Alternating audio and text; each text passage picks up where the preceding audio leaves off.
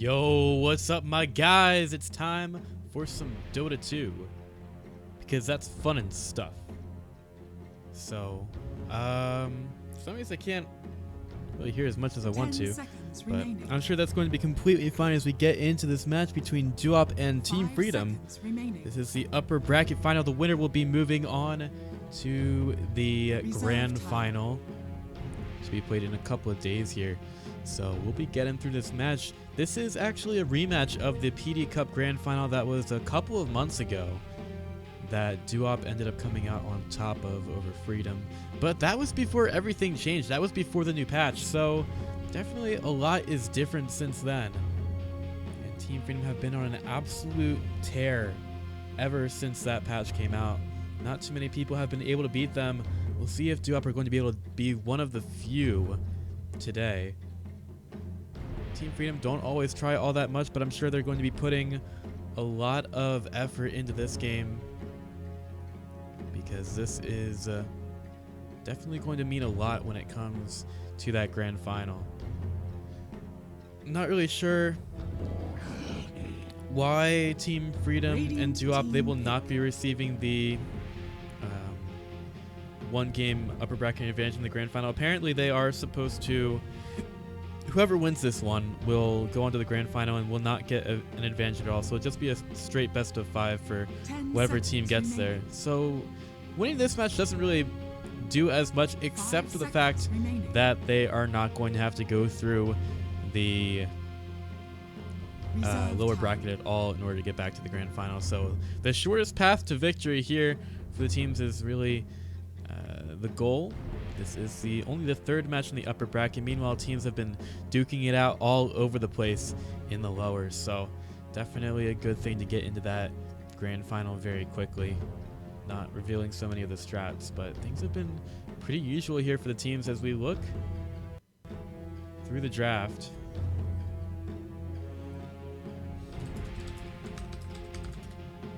So now Duop, they managed to get the Underlord for Snake King, something that's been quite a dominant offlaner.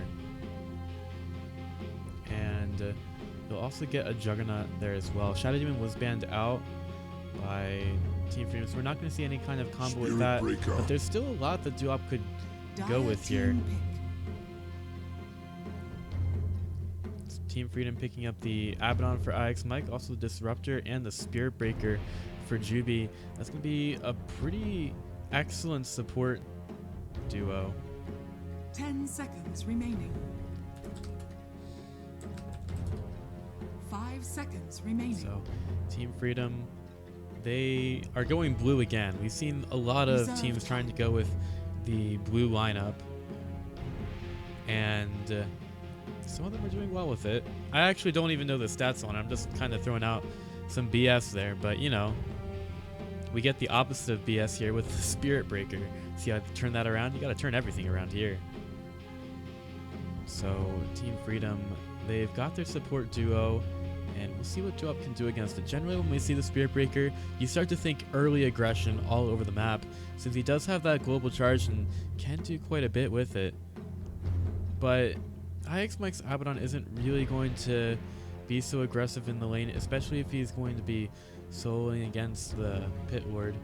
We'll see how those lanes worked out. Really, it's going to be Juby making some space on the mid lane. Also see the Rubik picked up here for Duop, which could be good against the Spirit Breaker. As long as he doesn't get stunned out, he can always lift a Spirit Breaker out of the, oh my lord, out of the charge. But seriously, Team Freedom picking up a Clinks here. Brooklyn Kurt's going to be making an appearance, and this is probably something that they've practiced quite a bit with. I would assume that's going to be BSJ on the Clinks. And we've seen how Minus Armor has been playing a pretty big role in a lot of these games. Ember Spirit. And Duop decided to pick an Ember Spirit into that as well. So while the Desolator is an excellent item for Clinks to get, might also be called on to go for a Bloodthorn this game as well. Orchid Malevolence into that one. Will be doing quite a bit of damage and might be very good against the Ember, which would force the Ember to go for the Lincoln Sphere a little bit earlier. 5 seconds remaining. Reserve time. So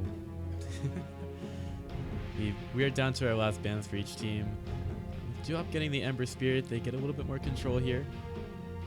And they actually have quite a bit of lockdown on their team.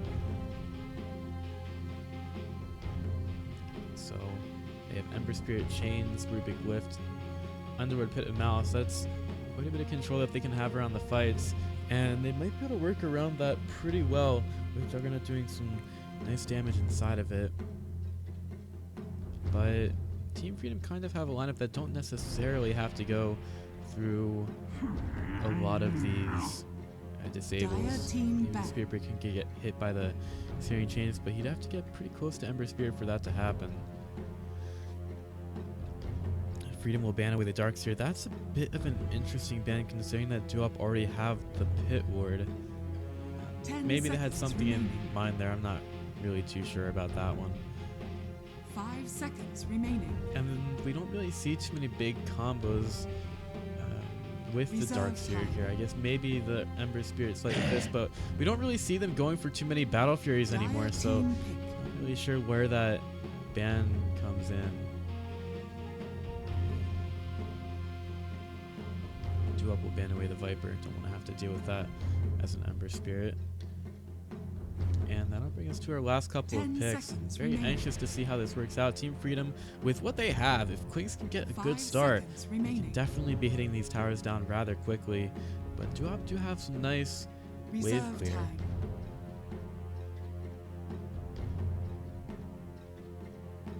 So we'll have to see how this goes for them. Just the way that Abaddon plays, that Axmike plays Abaddon. Radiant team pick. Been absolutely ridiculous at times. Duop picked up a Timbersaw here, so I guess we're going to be seeing the support Pit Ward for them. I guess the Dark Seer ban did make a lot of sense now with Timber being picked up. 10 seconds remaining. Will be some very interesting lanes for Duop, for sure. 5 seconds remaining. Team Freedom will have to find a way to get through this. I think the Timbersaw definitely could take a lot of damage, but they're starting to get to the point where they'll need to get a lot of these silences on the mark. Sand. Get the Sandy Claws. Very interesting lineups here. It's almost difficult to tell exactly what's going on. Both teams going for a lot of offlaners. We'll just have to see what happens here, because this is something that we have not seen too much from either team. Certainly if we get into the late game situation, Duop are going to be outputting a huge amount of damage. But will Team Freedom even let them get to that point? That's really the question. They're picking really aggressive here. I mean, I don't think I've seen anything like this from either team. Like going for that many tanky heroes for Duop and that much. I mean, both heroes are building really tanky right now. We're getting like a bit of a new meta being defined here. We'll have to see, because I don't think too many people would predict that we'd be seeing these heroes coming out from the teams. So here we are into game number 1 between Duop and Team Freedom. This is the upper bracket final. Winner gets into the grand final. A free ticket there. This is only game 1 of the best of 3, so we've got some games coming after this regardless of the result. But a win here is definitely a big step towards making it even deeper into KOD League, not going through the lower bracket. So hopefully this is actually taking pretty... The game is paused right now. I don't know why.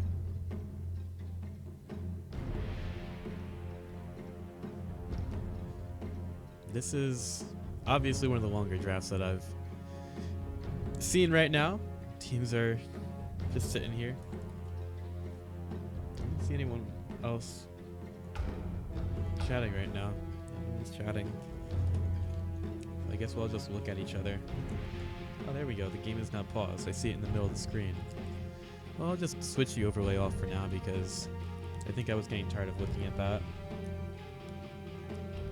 So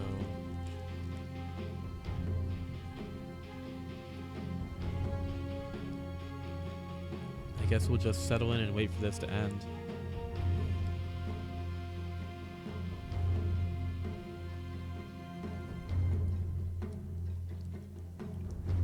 At least we have that music going on so that I'm not just sitting here talking to myself. I can at least listen to the music a little bit.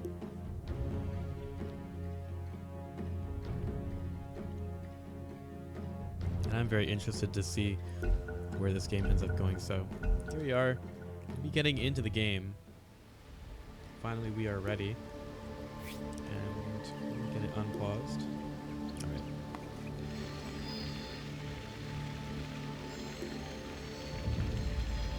So here we go. This is time for game number 1.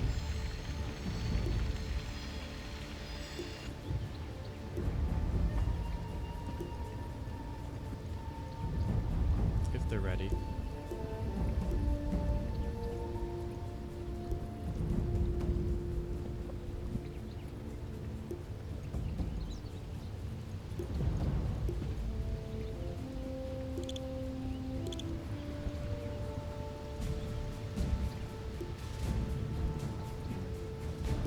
This is boring.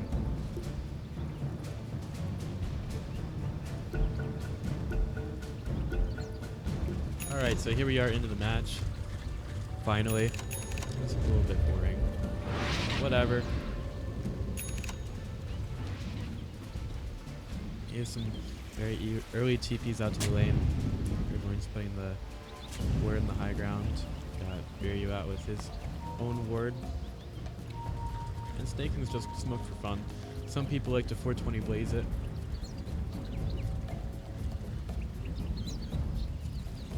And Team Freedom, they're going to 4-minute smoke up the mid lane. So it's a little bit late. They're not getting their wards out so early. But taking a look at this lineup, as BSJ has the flings, so mid SK. And they're going to be running right up to the high ground here. They're going to catch sight of Yawar. The smoke will break. Eagle doesn't even go for the charge. They're not going to go for it right now. So Yawar was just going to keep himself safe for now. 30 seconds to battle. Freedom thinking about going for the high ground, but they just didn't really have the position to be able to do so. And now their wards are just not placed down at all. And they do put one right next to the Dire Observer, and if Duop really want to, they would be able to do ward that, but they don't have any sentries right now, so we'll just let Yawar know that there is a ward there. Freedom will go with the defensive tri-lane, Abaddon. In Onyx Mike's usual position of trying to go man mode on the off lane. So nice thing about Sandcanes, he has that nice big butt in order to block the creep wave. Gotta love big butts. And Sandcanes gonna be zoned down the lane pretty hard. He won't even get a chance to get any kind of XP. To get back over to the mid lane. Trying to harass out Yawar with the caustic finale. Actually does a lot of work there. Abaddon possibly in some trouble at top. Will get lifted up. 47.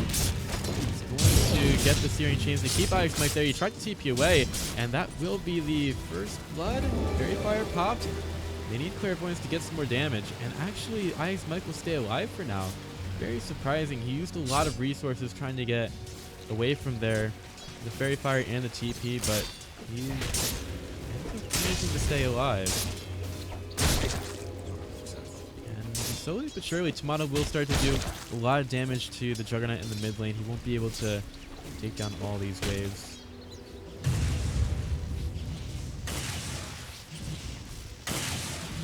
TP has taken the creep wave over towards the camps. Trying to get it away from the Timbersaw.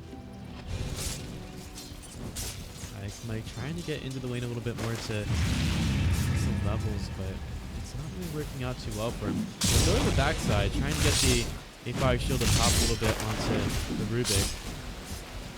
Mike will not be doing too much damage with the RGR, still doing a lot of work.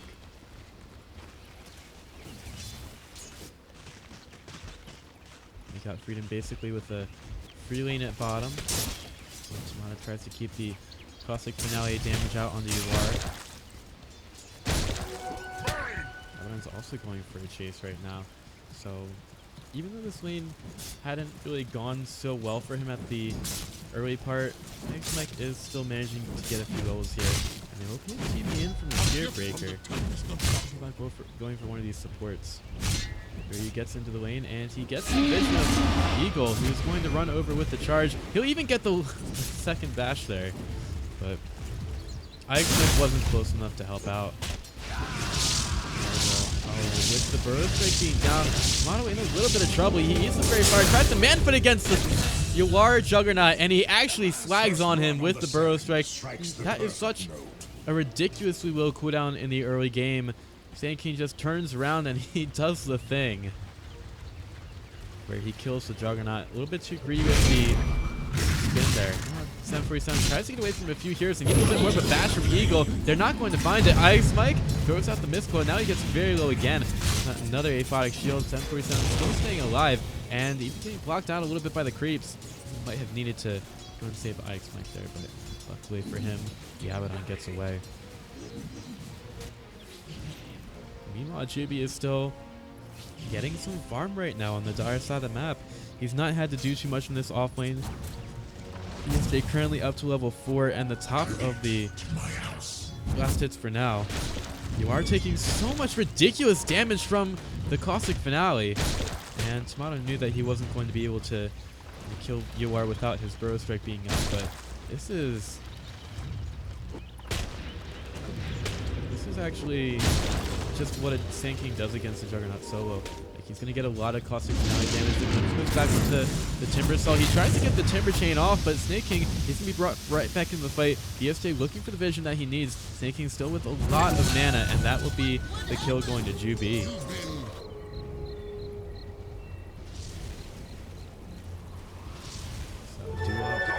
Dropping a couple of kills here to Freedom, and that works right into Freedom's master plan. They absolutely have to be winning this game early. Nice little last hit from Ice Mike there with the aphotic shield popping. But that might be the call for Nora to get in there. Luckily for him, or perhaps unluckily, Nora gets away from the cluster. Now he pops. Now the Rift gets out on the Abaddon. Pit of Mouse will keep him there. He manages to get out before it procs again. That is only a level 1 Pit of Mouse, so it's not going to be doing a whole lot here. This Mike still stays alive at top. He has a magic stick available as well, so it's not like he's really going to have to be in trouble from this. Taking a little bit of damage from the spin on the mid lane. As the play right now for Yawar is just to keep that pushed out. Juby looking for the glimpse, but Eagle would have had to go a little bit too far in for that one. And Juby, he sees the Rubik showing up, decides that he doesn't really want to take him away with the glimpse. He'd rather stay and play with the Rubik. So about the shrine, giving him some much needed mana. He has to get in range of that shrine.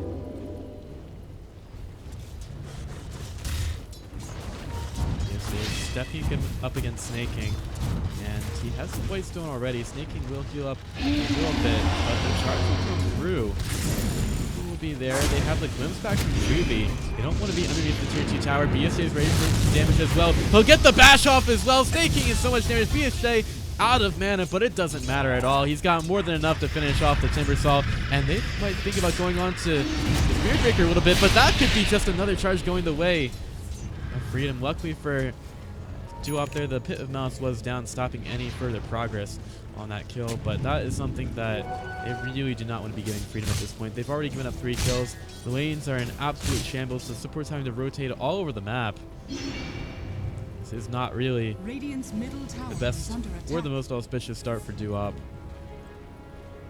Got Beer, he's sitting on some boots, but that's about all he's sitting on, even with his big underwear butt. You can tell I'm still a pretty big fan of big butt. Love him. And not in a way.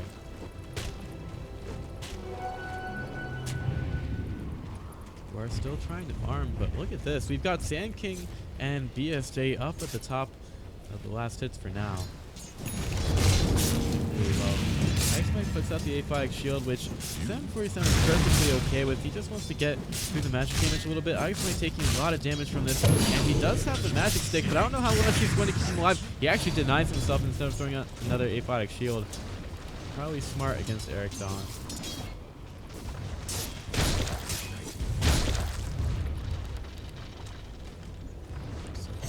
kills himself again. And he will very quickly get back over towards the top lane, TPing over to the shrine.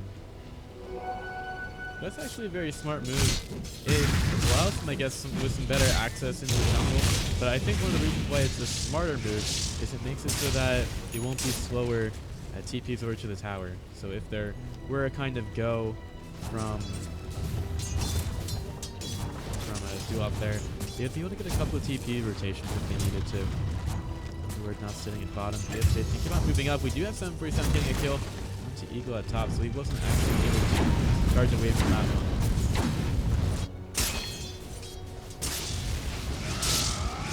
Mid lane, you are possibly in some trouble. He should see creeps down, but Disruptor won't be able to get in range for his gun. So he's trying to stay out of vision. A bit too far away.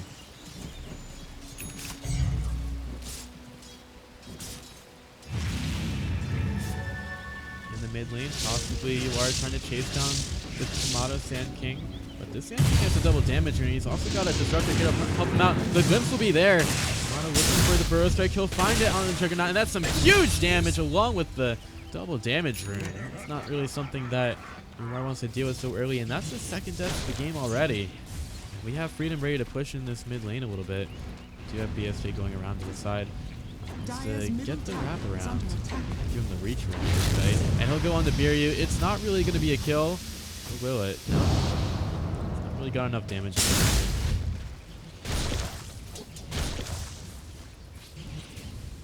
But Freedom will back over to the mid lane. Got a couple of TP rotations again. We'll pop the Arcane Boots on Tomato, giving BSJ some amount of mana.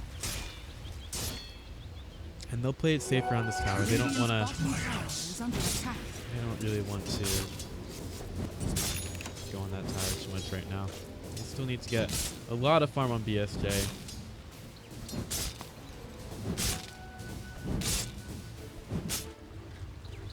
BSJ possibly taking some damage at bottom, but it's really not all that much. It's just a Fade Bolt, and he's got to be careful with his invis. Here comes a Chakram. Possibly a little bit early against him. They could have waited until the Underlord got into town, and he does arrive now, toting both of those, or one of those blades. Throw out the hit of Malice, and BSJ gets caught a few times, but there was not really too much going on from that. Great will charge down bottom, but still get canceled off as well. Also some vision here for UR. So they'll have some pretty good vision of QB, or rather Eagle rotating. Got some damage up top. He's killing off the tower. Once he gets back to attack, he does have a double A5 shield.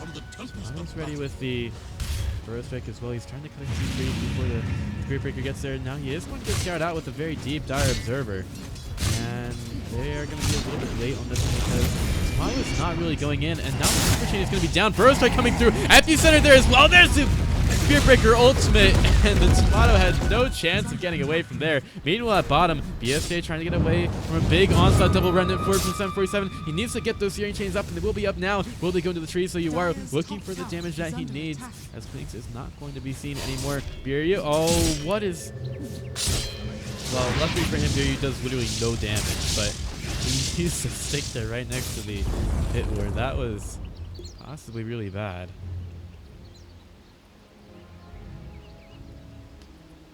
Go back here.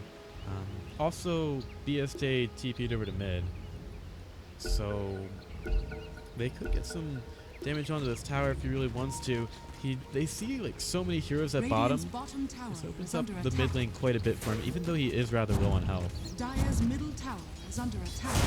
And well, one of the things about Clinks is he's able to get some health back eating the creeps next to him, and he's also got the healing sub as well. So he'll be back up to fighting shape pretty soon. And this might be 2 towers for Team Freedom. TP to the mid lane by Juggernaut. You wants to get in here. He's got the Omni Splash. Not too many members of his team, and Freedom could rotate onto him. He is stepping up, chasing UR away from the tower, and he can't get the deny. Charge will come through, but the rest of the duo are showing up. Rubik Keep got the whip. He'll use it out in BSJ. Drops a little bit far forward, and the Spirit Breaker is going to run around inside the side, so it doesn't really do all that much. Or will die. Runs back onto the Rubik. He's trying to move up here, but those acolytes are going to be extremely scary. Maybe putting down the pit of mouse. I don't really see Duop wanting to go in here right now. So Freedom take another tower off the map. And Freedom are still going to be taking even more, honestly. Tomato up to his Aether Lens first. Like, he's gone. He went Arcane Boots into the Aether Lens. And he's nearly at his Blink Dagger as well.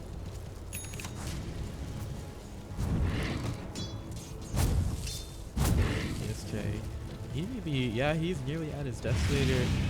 In addition to the Blink Dagger nearly being picked up for the Sand King. So, this bottom tower is not going to survive for too long against this Freedom push. This is how they played most of their matches. They only took a very small advantage out of the early game, but already they're trying to push in this tower. They're going to take all the tier 1s off the map at 13 minutes in, and they could definitely go a little bit further with this one. They'll get another tower. They have a Blink Dagger near him tanking. He's got level 10. Also has the epicenter available if they wanted to try to fight. Trying to make sure that Duop never gain their footing in this match. The only one that's close is Eric Dong. He's currently on a Veil of Discord and level 11, so he's doing okay in farm for now, especially considering that he was in a tri-lane for a while. Here's Jake. Finds snaking inside the jungle. This is going to assume himself that he's going to be able to kill. He needs at least a little more help, and Disruptor might be able to put down the side storm. He'll drop it down. Timbersaw needs to be glimpsed back. He doesn't get away. Damage is there from DSJ, but they don't quite have the control that they need. Now BSJ might be in some trouble. Burrow Strike stolen by Rubik. They'll go in for the charge onto Timbersaw, but they initiate a little bit too quickly, and now Eagle will get burnt down by 747 and Uwire as well. Omni Slash comes out. They'll secure 2. That was a little bit too deep from Team Freedom, and not enough people showing up from their team either.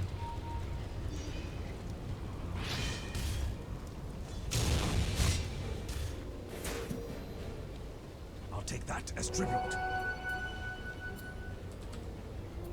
All right, so we got Team Freedom still doing quite a bit, but they can't really give away more kills like that. To have a Blink Dagger on Tomato, and he uses it to get into the lane right now. He's not even trying to hide it at all. Burrow Strike away, but he could get caught out. Juggernaut coming through. Juggernaut has a spin, and Tomato tries to keep you away, and the Pit of Malice does not stop that at all.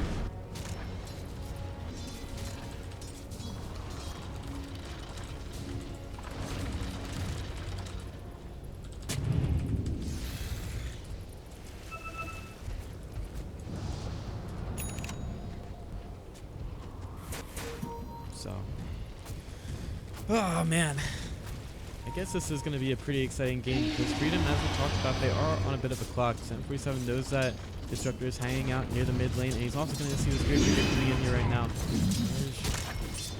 Let's get cancelled.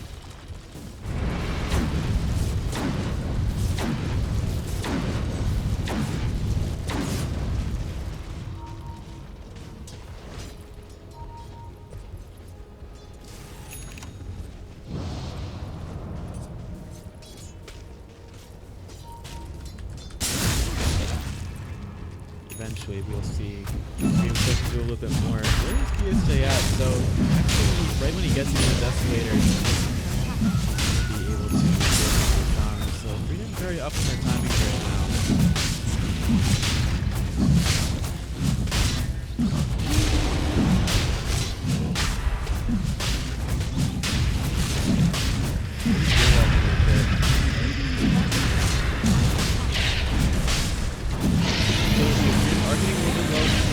Inside the pit, that Pit of Malice is still doing a lot inside the Roshan, so Ix Mike wants to go forward. BSJ won't get the Aegis popped on him. Not sure if that's going to be too far in for Duop. Ix Mike has as good of another life as well, popping for our time, standing right next to 747. BSJ, he's in a bit of a bad place, and the blow-up comes from the Remnant, through from 747. Epicenter is doing a lot, but Juby has to get away. Motto has to get out as well. The glimpse is back on the 747. The shotgun comes through though. Juby, he will get the points stolen as well. And Team Freedom don't really do too well around the fight around the Roshan pit. Even though they get the Aegis, there was just too much control coming in from Duop though. It's just a pit of malice, but it's taking a pit of malice for a while.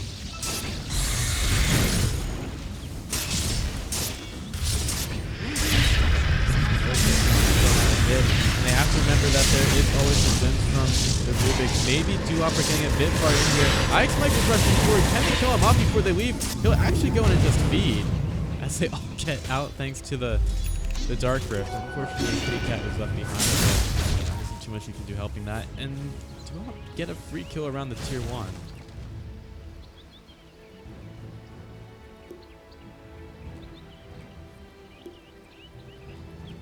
Get a pause, perhaps.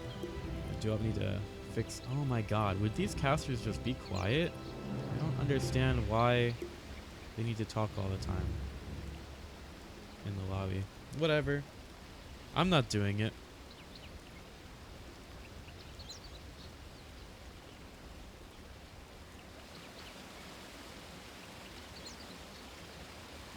Well, in any case, BSJ will be working on his next item pretty soon.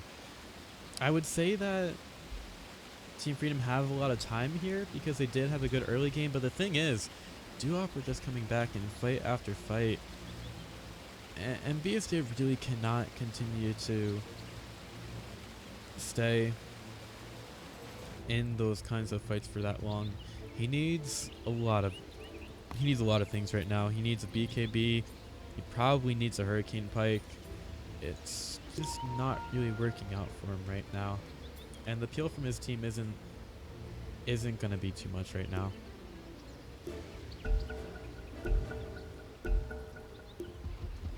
So we'll get back into the game right now. UR, after that terrible start, is starting to get a little bit more form.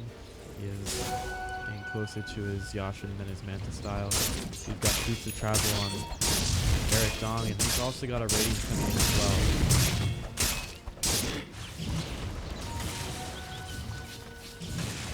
Really looking. Runs back to Timbersaw. He'll get off the Whirling Death, but that doesn't do as much to a Disruptor as it does to other heroes.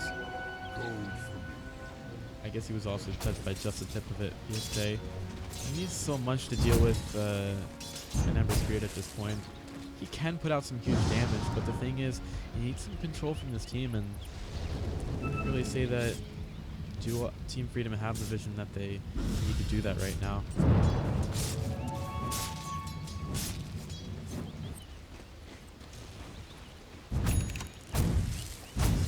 Trying to push some towers. They're getting the mid lane pushed out, thinking like they should try to do something right now.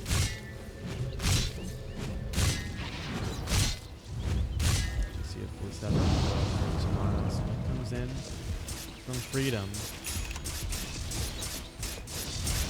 Might get cut off by the shrine, but that might be perfectly what he wants. Here's the stun from Motto. He's right next to it, but he'll try to run away from the shrine instead of activating it. Stay alive. It was a lot of damage from Team Freedom as GB looking that he needs to get the glimpse off, and Eric Dong tries to run him away, but that doesn't want to get him out. That's a lot of damage on the Disruptor. He's not got a lot of utility right now. He tries to get away, nearly killing him off, and Rubik will end up dying. BSJ now, he's going for the Ember Spirit. That's a lot of damage that they'd be taking down, but BSJ can't find the range that he needs. No Dragon Lance for him, and it might be a little bit too much. Will keep alive for now. They've killed off the Timbersaw, and they're looking for the damage with the epicenter. He burrow strikes over the trees, and they'll be able to get all 4 inside the jungle, starting with UR and then moving on to everybody else. And do manage to get a really nice fight here, bringing them a little bit back into this game.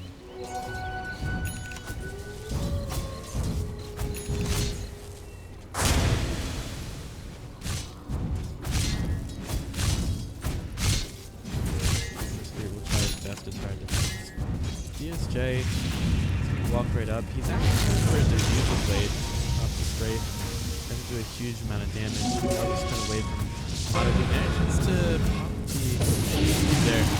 Back to UR. are. He's not going to get caught in the middle of the kinetic field, but the charge will come through from Eagle. Duop in trouble. We've got Eagle finding another kill. Meanwhile, BSJ was just taking a mid tower free of charge. Not going to get it all there. 747 moving up here. Dark Earth will get in the way. They'll drop down a lot of damage, but BSJ is not even close to going down right now. They'll actually cancel the Dark Rift. They're going to be kept here. BSJ still in the middle of the pit of Malice. And then they'll find a kill onto Eric Dung. Snake King tries to go through, but he's going to miss the Timber Chain. Snake King nearly dying, popping the Hood of Defiance on himself. The Burrow Strike comes through. No Timber Chain for you. Going on another Shocker, but that's just going to expire. As all of Duop are now dead, it seems mightily quiet on the map for them as Freedom keep pushing in these lanes. Oh my lord. There is just nothing that Duop can do right now. BSJ with the rest of Team Freedom to the high ground, having no mercy on that lone catapult. They'll go for the high ground. They'll take down a tier 3. It's 21.5 minutes. There was a time when you thought that Duop were getting into this one. Maybe they could be right now. Eagle's getting caught out underneath the Firestorm. But through all of that, BSJ still took the racks. He just does way too much damage with the Desolator. And there was no stopping him there.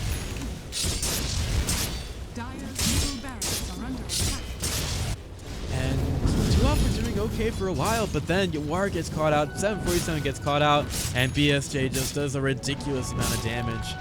It just has not been Duop's game for the past 2 minutes, and that's just how quick it's been. We had about 3 minutes of wins for Team Freedom. They kept their heads behind them. They didn't really worry about the Ember Spirit damage, because the thing about Ember Spirit is, although he can put out a huge amount of damage, if he can't get away, he's going to probably die very quickly, especially with BSJ throwing out a lot of damage.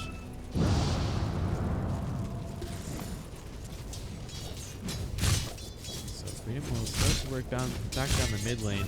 Perhaps they just want to end this game right here.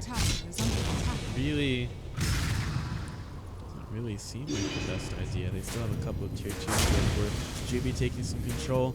Alright, they're setting up the wards in the bottom lane, trying to make sure that that one is going to be their next go. But Freedom, they are right inside the jungle. Look at all this warding around the bottom lane. Like, they have so much here. They could see literally anything on the Duop side that they wanted. Radiant's top tower. Past these towers just melt to BSJ. He goes right to the diffusal level 2. And these towers just stand no chance. They have the Curse of Avernus on them. They have the Blink's damage as well. I mean, you thought that this game was supposed to end very early if Team Freedom were supposed to win. And indeed, they are pushing super hard here. Now it's being dropped down, but BSJ now has the range to be able to kill off this tier 3 tower. They should be able to get another one. Firestorm being dropped. BSJ running right through it as if it were just butter. Taking a little bit of damage, but it looks like he doesn't even care about Snake King hitting him in the face.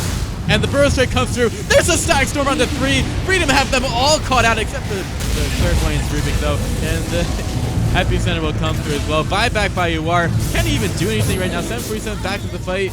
Freedom, they need to just have their things together here. BSJ looking for a little bit more damage. Next, he'll be knocking things out. Eagle looking for the charge across. He's not actually going to get hit by the Syrian Chains. Triple run forward, popping the Apox shield on the Eagle. Can he even get away? He's going to be saved again by the Mist Coil.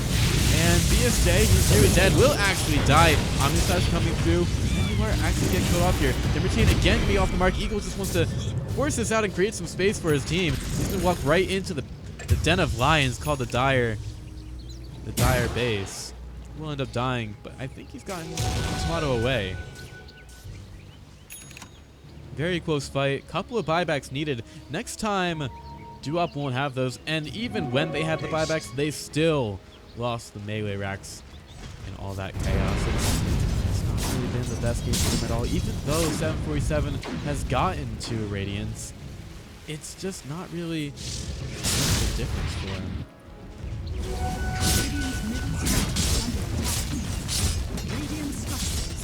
Duop will go in on a tier 1 tower. But Tomato is still keeping bottom pushed out. Duop have only taken care of 1 lane. That is it.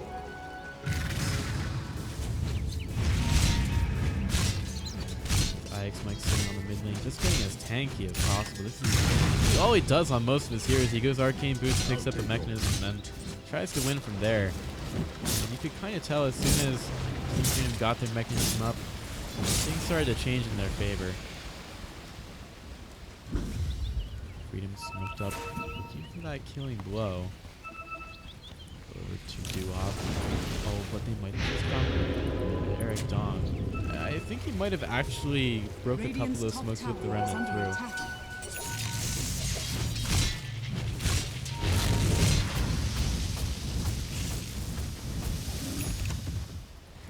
Next Mike stepping up a little bit too far. Duop trying to play a little bit as a unit here. They do have a lot of farm on 747. He's going to get a Blink Dagger right now. So perhaps Duop can try to turn it around here, but he just lost so much so early. 26.5 minutes in, we're already down 2 melee racks. There's a lot of pressure that Duop are going to be under. Maybe 2 people get caught up here. Caught inside of the pit of Mouse. Tries to get away, but he will be lifted, thrown back in. You think the Disruptor can get away here. Meanwhile, Juggernaut will put the Omni Slash out on the Eagle. They'll find 2 supports and look for Roshan, but this is a very long respawn. And Tomato's still pushing in bottom. They're gonna have to respond to this pretty soon. I'm sure it's only a Sand King, but really one of these other range tracks right now. Even more of your routes. Drop into Roshan pit. And he can, but he's gonna go in. Roshan is taking a lot of damage. The illusion will just wander in. IX Mike runs to the pit. He knows what's needed. He's got his borrowed time as well. He's going to start to try to take it down. Dark Rift will take Duop away. The Dire will kill off Roshan, but the Agents are still on the ground. Yuar's going to take it. They go into the pit, and they actually get away, but without Yuar because that Agents at the top. So they're going to leave the Juggernaut there, and Ruby's going to get picked off. Yuar inside the pit. They couldn't save him with the Dark Rift. They couldn't keep him up in time, and they're going to throw BSJ with some damage to the high ground, putting the Sentry right next to the Rubik, and they'll get another kill there. Some people just can't be saved by Dark Rift.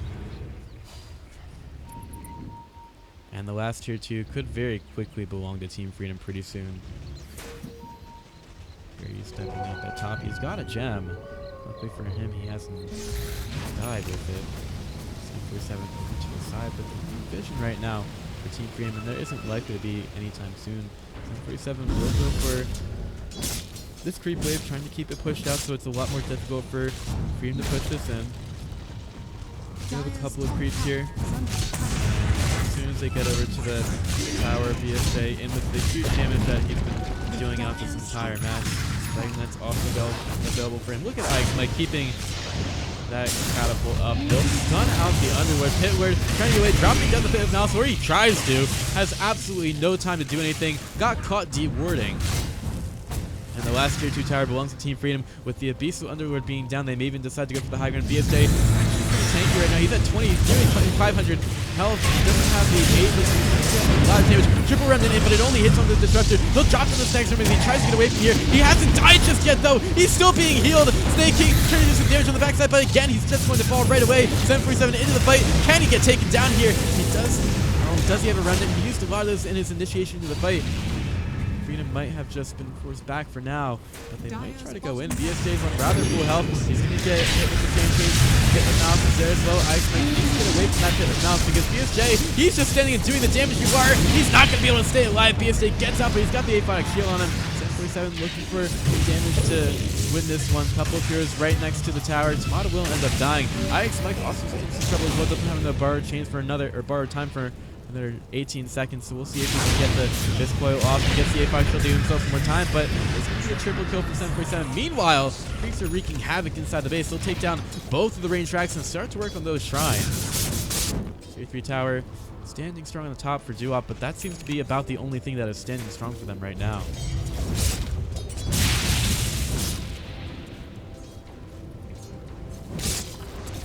Check to see if they have any drop frames. Did see Hitbox spike for a second there. But we'll get back into the base. Fury needs to get some of that mana back up. But Team Freedom, they're still so very far ahead right now, and they have 2 sets of racks. You know what? BSJ has is going to be the finishing of the Hurricane Pike for him. I'll take that as tribute. Mars has been so far behind this entire game. Just now getting the Maelstrom looking for a Manta style, but this is Bargain Bin Juggernaut. It's just not really been the best game for him here. 747 certainly has a lot of gold to speak of. He's actually still just behind Prince on the network. But I don't think he's going to be getting too many victories from that, as Freedom are still creating pressure on the top lane. They don't have an Aegis for this push again. So he might just think about going for the tower. Radiant's starting to get that push off in the top lane. It's a Dark Rift is used by Biryu to get the top lane. BSJ ready with damage. Jumps get popped. Look at the BKB of the high ground. BSJ just starts to go to work. He will get hit by the net. Right there. Omnisob's going around. BSJ will take the tier 2 tower and he'll get out of the base. Now the rest of Uop are getting a little bit far ahead of themselves. They have to distribute onto the tier themselves. He still takes no damage inside of that static storm. He's Underworld will die. You are in a little bit of trouble. They need to get more of that BSJ. That's sexy BSJ damage onto him. Get hit by the Singing Team again. Still doing a lot of magic damage. A couple of remnants forward, but they're moving so slow that BSJ is able to avoid them. Eagle to die there. And the epicenter charged up. Nikki will be able to get the double. Ghost Scepter will keep him alive for now. Ike's making a little bit of damage. BSJ in some trouble as well. Wants to go for the Rubik's, but he's just not going to have the survivability he needs, as Ike's Mike will go down as well. Greeks are still doing damage inside the base, killing off one of the shrines there. But the tier 4 towers are going to manage to stand against this. So every single time that Team Freedom go for a fight, they are losing something. Losing a lot. But they did manage to take a tier 3 tower with that one. Do have a lot of items onto 747 though. It's really a lot. And it'll be the Bloodstone for sneaking as well. Now starts to go to work on the shrines. He sees the Ember Spirit coming in. He will get charged. Takes care of the allegiance near the shrine. The charge gets cancelled by Spirit Breaker. Not really too much of a point in going there at all.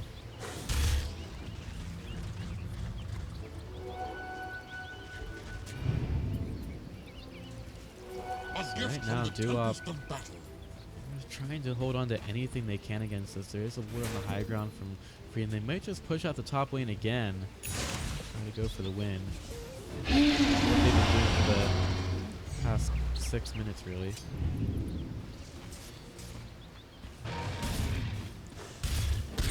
Well, currently in the possession of Rubik.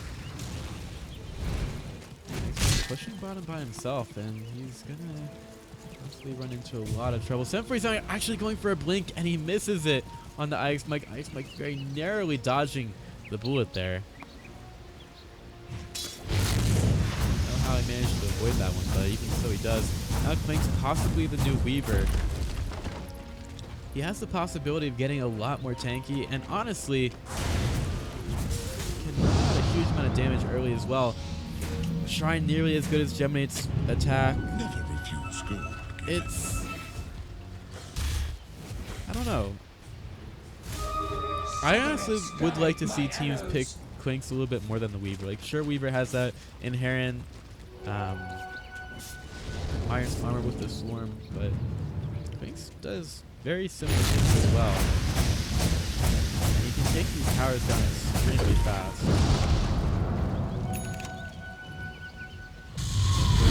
We're actually blinking into this one. He still has that Remnant away, which he does manage to get.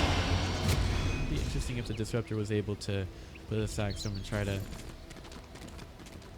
try to get the silence onto Ember Spirit there. Looking at our buybacks, the only dire here to, well, we have buybacks on both Snaking and Clairvoyance, so we'll get that. They will not hit the Snake Field, but they'll manage to find the Yule Scepter out onto Snaking. Looking for the Burrowspike. BSJ with a lot of damage. 747 will get into the fight. BSJ possibly a little bit far up here. Snaking manages to find the kill, but 747 will be jumps away. War is moved into this one. Possibly doing a lot of damage on. Oh, Omni Slash doing a lot of work on him. It looks like that Omni Slash never ends. ESJ trying to turn around, looking for the damage on UR. It's going to be a man fight, one that UR will very easily win, but eventually he will get chased down by the rest of Team Freedom. It's a 3-for-3. Get out. Oh, here comes the Ember Spirit in the middle of that one. He finds Abaddon, who still has the borrowed time, as well as the Guardian Greens and Pipe of Insight. Link forward. We've got Spirit Breaker charging away. He's going to stay there for now. Ix Mike still taking a line damage. More time available. Rubik possibly in some trouble. He's going to keep there for just a little bit longer. That should help. As they can't really find anything more there. Charge out by Rubik. One of the interesting things that he does, wants to make sure that the mid lane doesn't keep being pushed out. I think I just threw up a little bit inside my mouth. This game is getting pretty interesting, I'd say.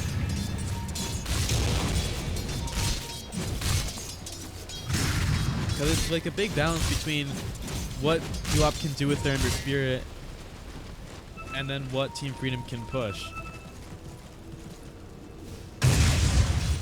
It's just a very tight line that both teams are walking. They have specific things that they have to do in order to win fights.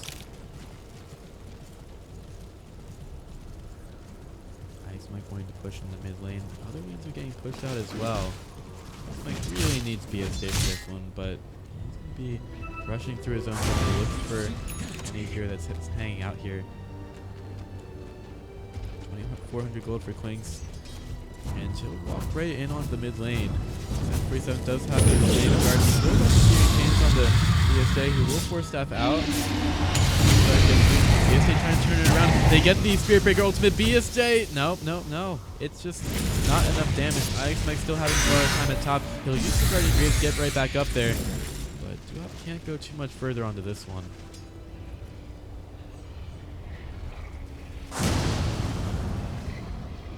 Will respawn in a couple of seconds.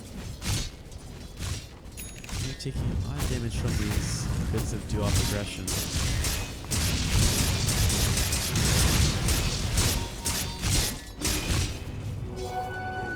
Ix Mike will TP away.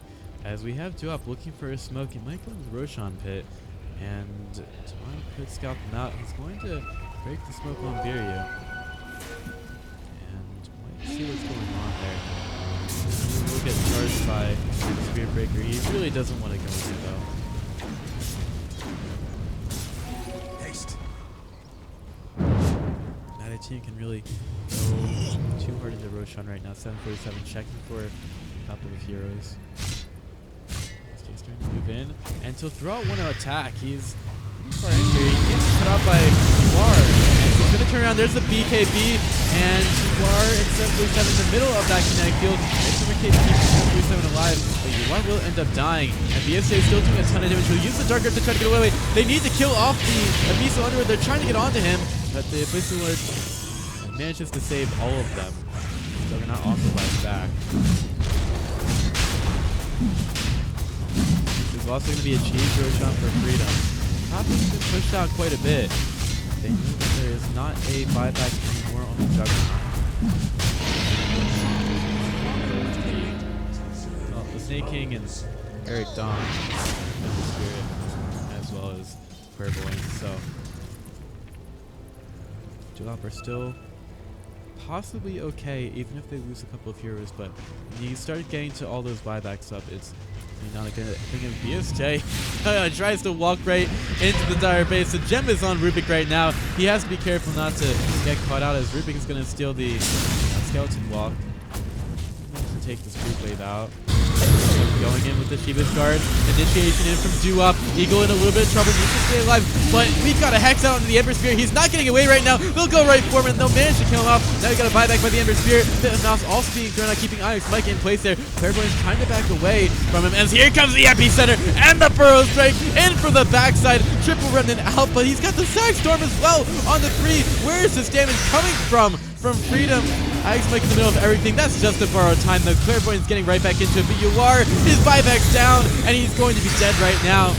Clairvoyant's also turning away. They'll get the smoke out. They need to make sure that The Ember Spear dies still, stun him up. They'll get the charge through. Nicely dodged by the Slate Fist. Can they actually turn this around? Lots of damage from the Whirling Death. They've got a couple of targets that they need to go on right now. As I expect continues to go forward here. He'll eat the Chiefs. Snake King trying to just tank up as much damage as possible. He will end up dying. Rubik with the Yule Scepter up. Oh, we've got the buyback by the Timbersaw as well.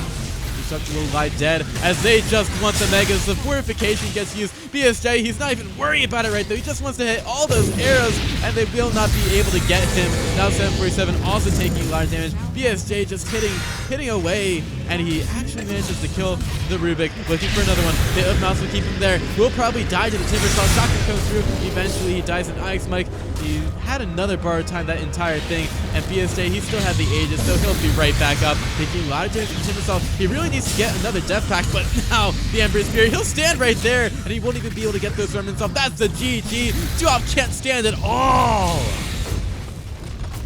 What a game from both of them, really, but Team Freedom with the absolutely fantastic push. That was really incredible to watch. PSJ working with that Aegis as best as he can, and it turned out to be just a Roshan that was needed for Team Freedom in order to put the final nail in the coffin of this game. But unfortunately, Duop, they are going to be like a vampire and rise back up out of that coffin as we try to make it into our second game here. So we'll see if they can fully be resurrected or if Team Freedom are going to slam the door shut once again.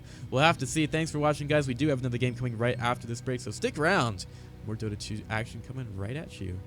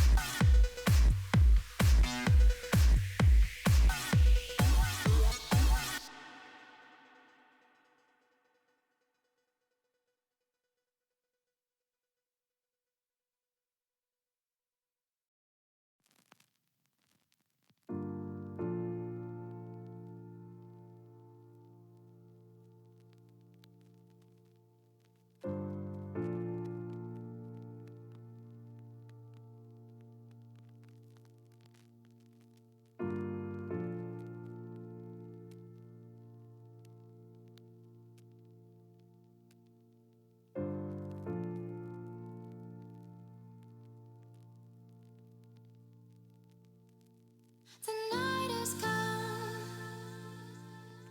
the hustle has begun,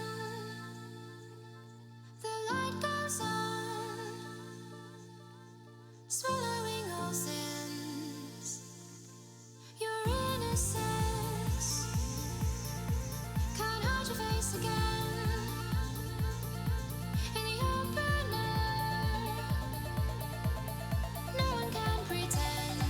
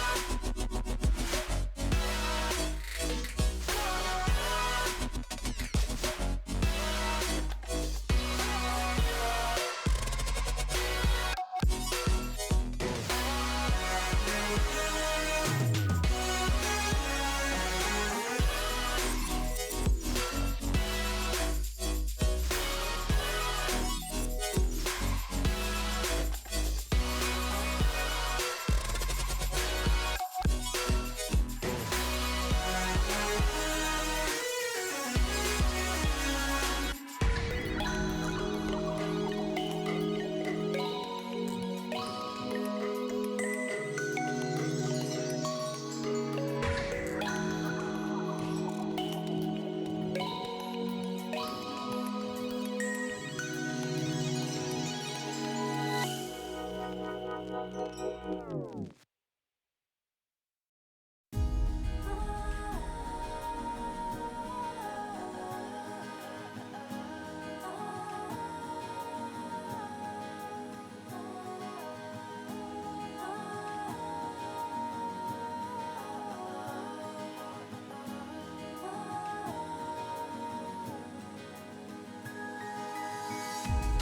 her bed to her side, there are horizons floating in my brain. From her world to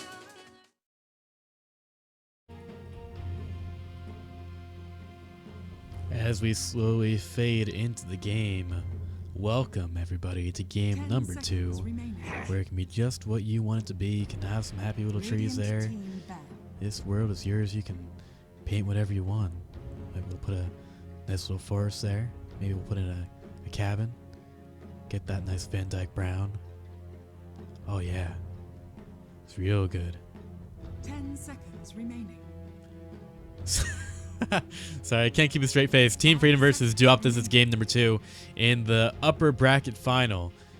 Team Freedom currently up 1-0. They're going to get their Juby Io and also a BSJ Luna, going with a bit more of a beefy start to this one. And Duop, they're going to be able to get their darks here. So we'll see what Team Freedom decide to ban out here. They're going to take the Terror Blade away from this one. I'm sure these teams are pretty used to each other. They might even scrim quite a bit, so they know where a lot of these drafts are going. Duop managing to take away the Lishrak and the Abaddon away from Team Freedom. So we'll have to see where that ends up going. If we see maybe a Bat Rider for Ix Mike, he hasn't played that for a while, but 10 seconds it's something that remaining. we've seen him on. Maybe a Bristleback as well, especially seeing that they've 5 seconds picked up the remaining. IO. That might be what Team Freedom decide to go with. Reserve time. And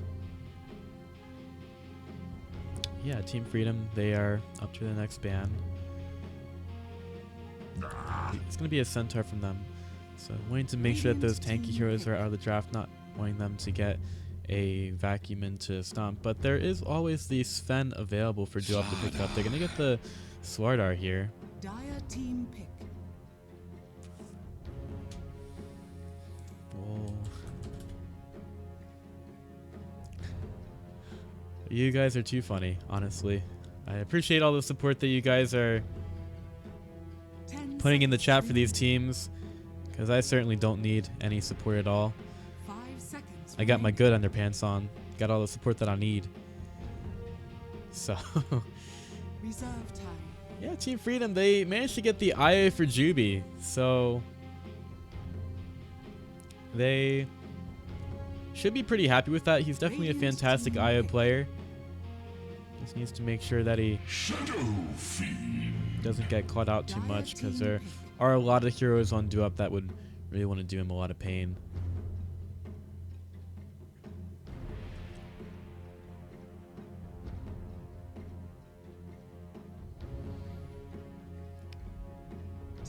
Team Freedom, they managed to pick up the Ember Spirit for Tomato. Definitely something that he likes to play quite a bit. Remaining. And guy's gonna keep making me laugh. Reserve time. I remember it was your mission when you got over here to try to make me laugh while I was casting. I should really stop reading what you guys have to say. But I will anyway. So they'll get the Ember Spirit for Tomato and Duop immediately go with the Shadow Fiend against it. Not really worrying about the fact that Shadow Fiend might be doing a little bit too much damage there. But we'll still be getting through this thing. If we look at the Duop lineup, they do have a lot of minus armor, and they could manage to get a really good vacuum into Requiem of combo. But that does seem like a little bit hard to pull off.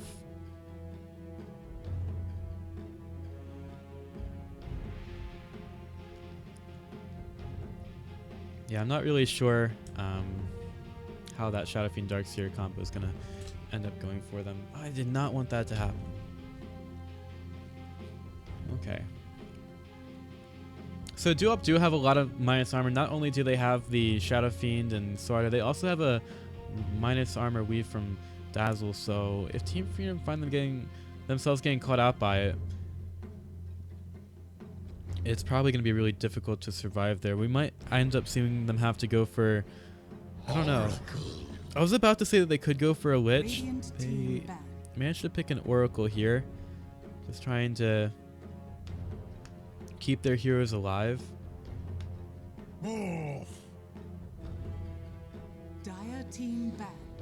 I thought they might go for a Lich just because it gives them a little bit extra armor against this. Would be pretty good. But Luna is going to be picking up a fast Helm of the Dominator because it's BSJ playing, and of course that's what he's going to pick up. 10 So I would seconds assume that they're going to be able to get the Frost Mage out for themselves quite a bit as well. Dire team pick.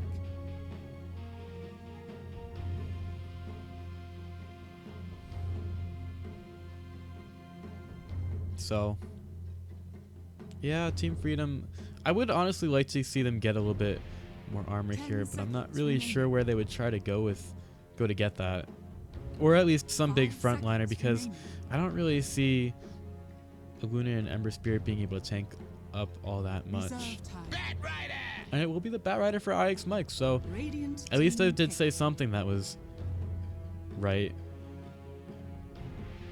after all that BS that I did in this draft. I really don't like talking about drafts all that much. It's not really my favorite thing to do. 10 seconds remaining. 5 seconds remaining.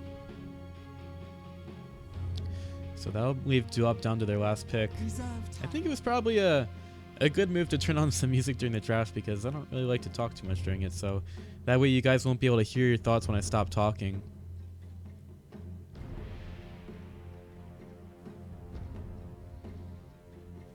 Honestly.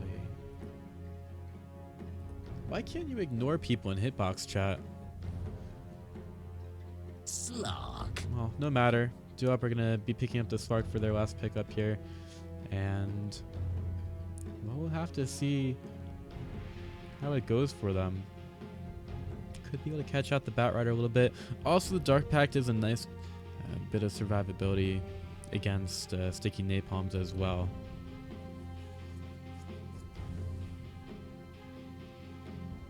So Team Freedom, without really too much of a front line, they'll probably try to keep their same... Oh my god. Okay. I can freaking see the chat, guys, so you don't need someone to touch. I don't need you guys to tell other people in the chat to tell me, because I can definitely see it. So, I mean, I can try to adjust the sounds a little bit here. That's going to adjust both of them. I'll also take the overlay off just so you guys don't get mad at me for that too. Some guy told me to get it up between the games though. And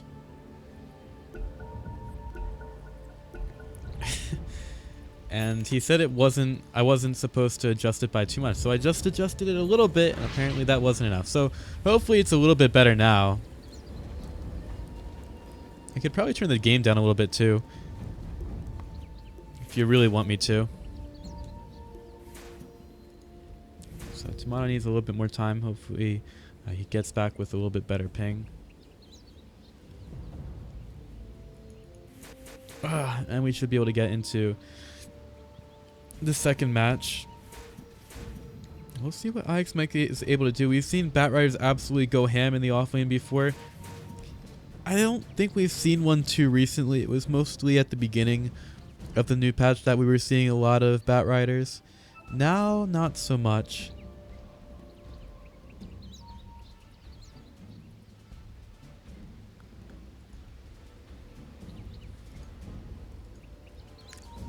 We'll have to see how IX Mike can do with it. Snake King starting to go with the no items Darkseer build.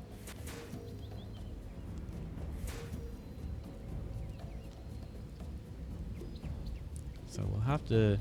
I don't know how much that's going to work out for him. Snaking.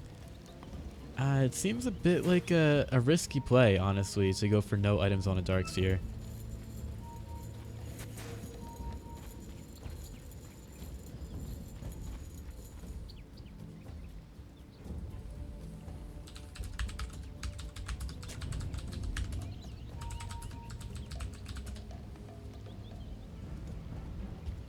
So we'll be getting into the lanes right now. Or into the bounty rune spots as, well, both teams really just want to be just kind of passive right now, going for their own bounty runes. No one wants to share. No one wants to try to take other people's bounty runes away from them. So I think that is pretty nice. They're just letting each team have their space.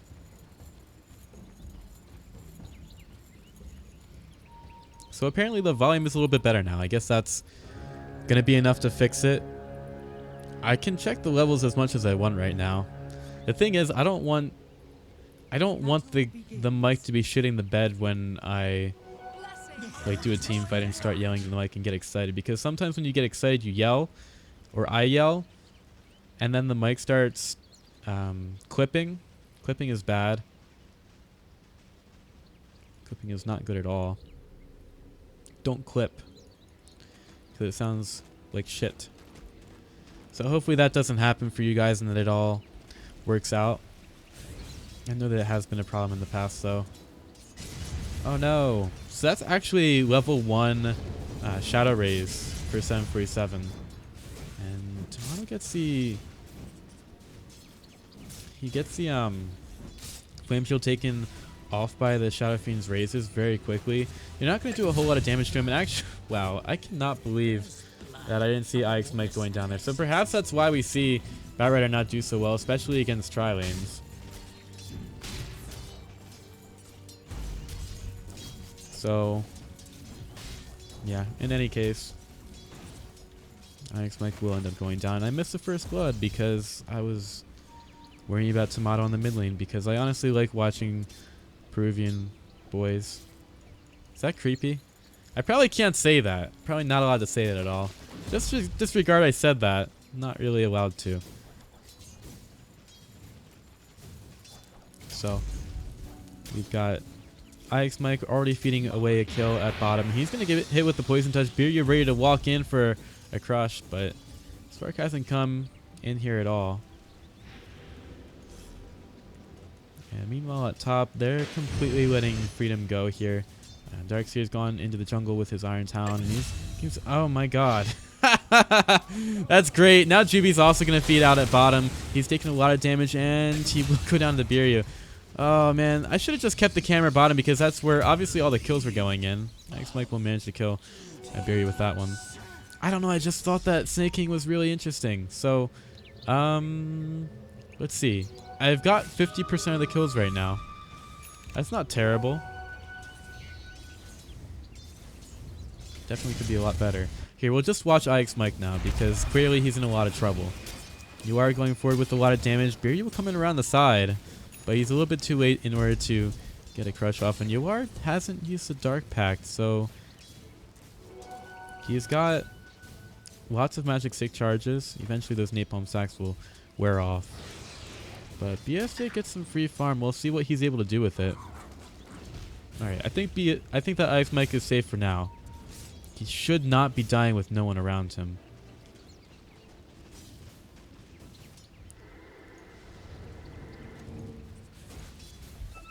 And Tomato working around the mid lane. Slightly ahead on CS over Eric Dong. I see Tomato moving up. Definitely do not want to give Tomato a good start on his Ember Spirit. And now maybe IX Mike goes down again. He does have Juby to help. And Juby's at level 2. Not sure if he went for his customary Juby Wisp early farming build, but maybe, I don't know. Alright. IX Mike stepping up here. Has to be careful of the Poison Touch, and it will go in here. You're about to come in from the backside, and Slardar is keeping Io away from here. IX Mike thinking about chasing down the Slardar. who does have 3 stacks of napalm. He tries to use the sprint away and should be able to make it out. Freedom's not going to be able to move so fast for now.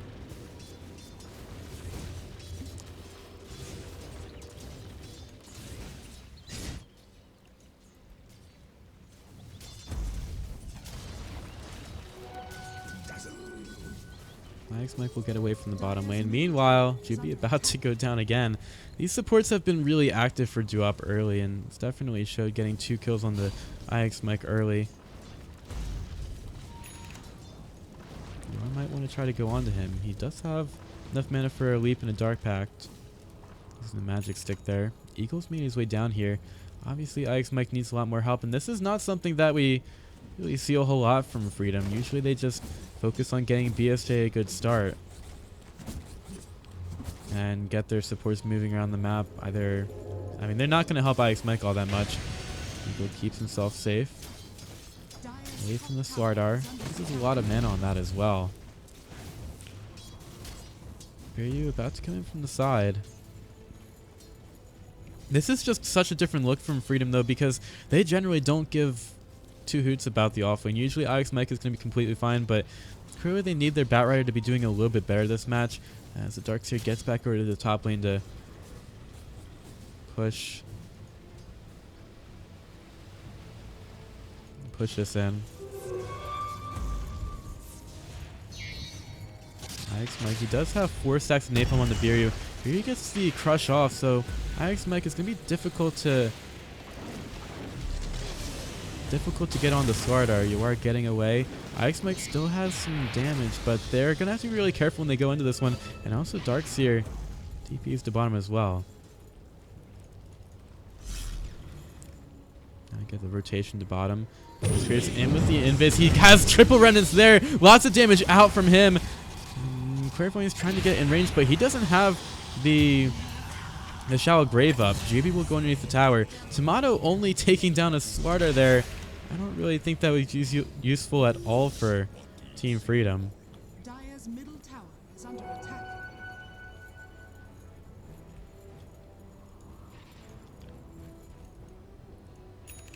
So right now, Duop doing extremely well. And also, 747 got some free time on the mid lane, and he's used that to get pretty far ahead of Tomato.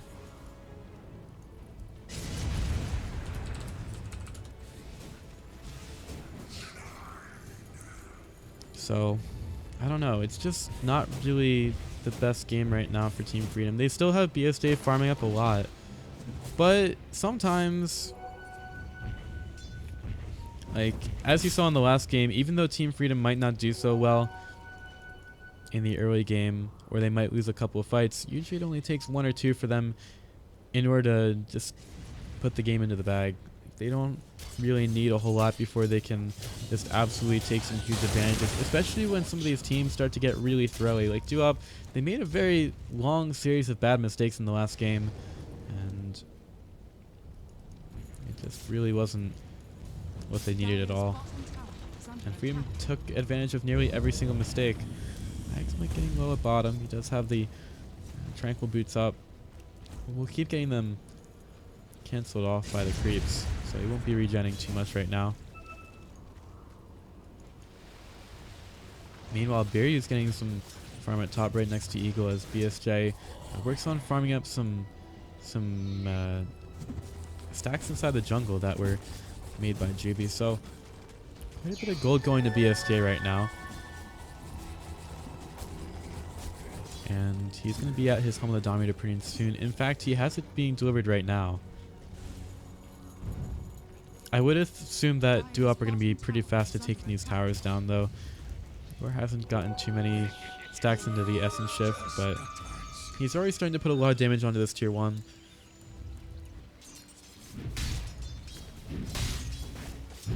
Eagle trying to harass out the Swardar. It just seems like Freedom are being forced into a lot of passive play right now. Tomato trying to get closer to his Veil of Discord, working through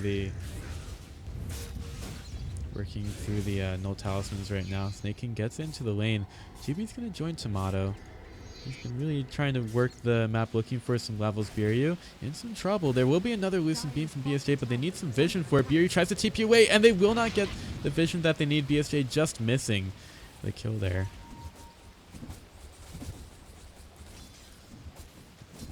So a very nice TP from Sparta getting him out of trouble. Got Clairvoyant, or Biryu rather. You're doing pretty well there. Tower is under attack. And over at top, Snake King will put the vacuum out into BSJ, trying to stop this push. And Luna is doing a lot of damage there. Ixmike goes in and takes the creep wave away from bottom.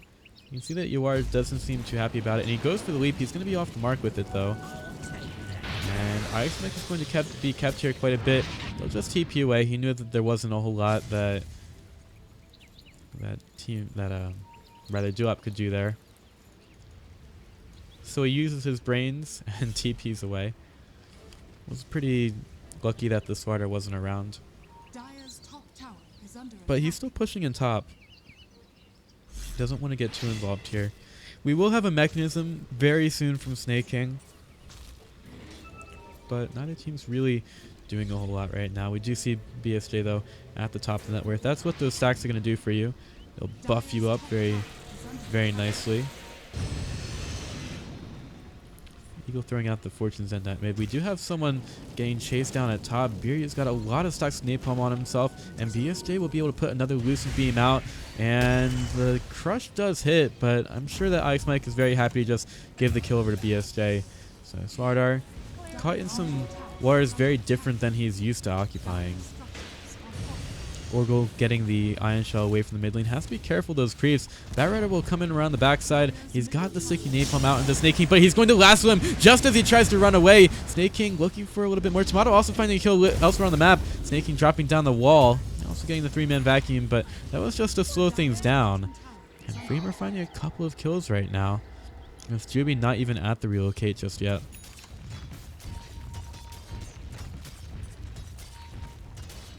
Yuar will be pushing in bottom. Tomato goes in there just to push him away. Yuar will also shadow dance out of it. I guess he wants to be as safe as possible. Tomato's probably going to have to deny the tower because the catapult might be able to take things. So he gets a nice deny in the middle of that. Freedom seem to be defending a lot more than they're used to right now though. Here he goes in. He tries to kill a couple of these Ancients. A little bit of damage from the Luna. But the Corrosive Haze will go out. Eventually on top, we've got Clairvoyance coming around the side. Eagle taking the Poison Touch off of him with the Fortune's End. And can Eagle get away from here? No, he cannot. False Promise is going to be there, but he doesn't have enough mana for a TP. Also doesn't have a TP in the inventory, so that probably just means that the Oracle is going to die. And we might see the push continue for Duop. 747 still going on to the tower. Tomato's at bottom as well.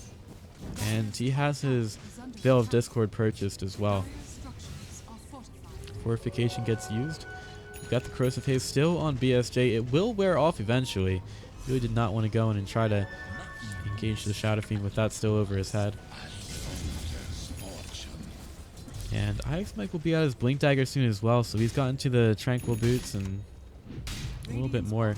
Auto finding Biryu, throwing out the Veil of Discord, double remnant out, and they'll be able to very quickly finish off that kill. At top though, perhaps BSJ takes a lot of damage, getting chased down by Snake King and 747, blocked in a little bit by the Wolf, and BSJ can't get away from the Ion Shell. No help from it coming in from the IO as well either. So that was not really the best position there from BSJ. But there might be some kind of wraparound. Eagle ready with the Fortune 10. You are actually finding Ixmike on the mid lane. Poor Batrider. Still possibly could be something going on top though. Tomato in with the remnant. He'll be able to get the Searing Chains on the both if he wants to. He's got to save his mana though.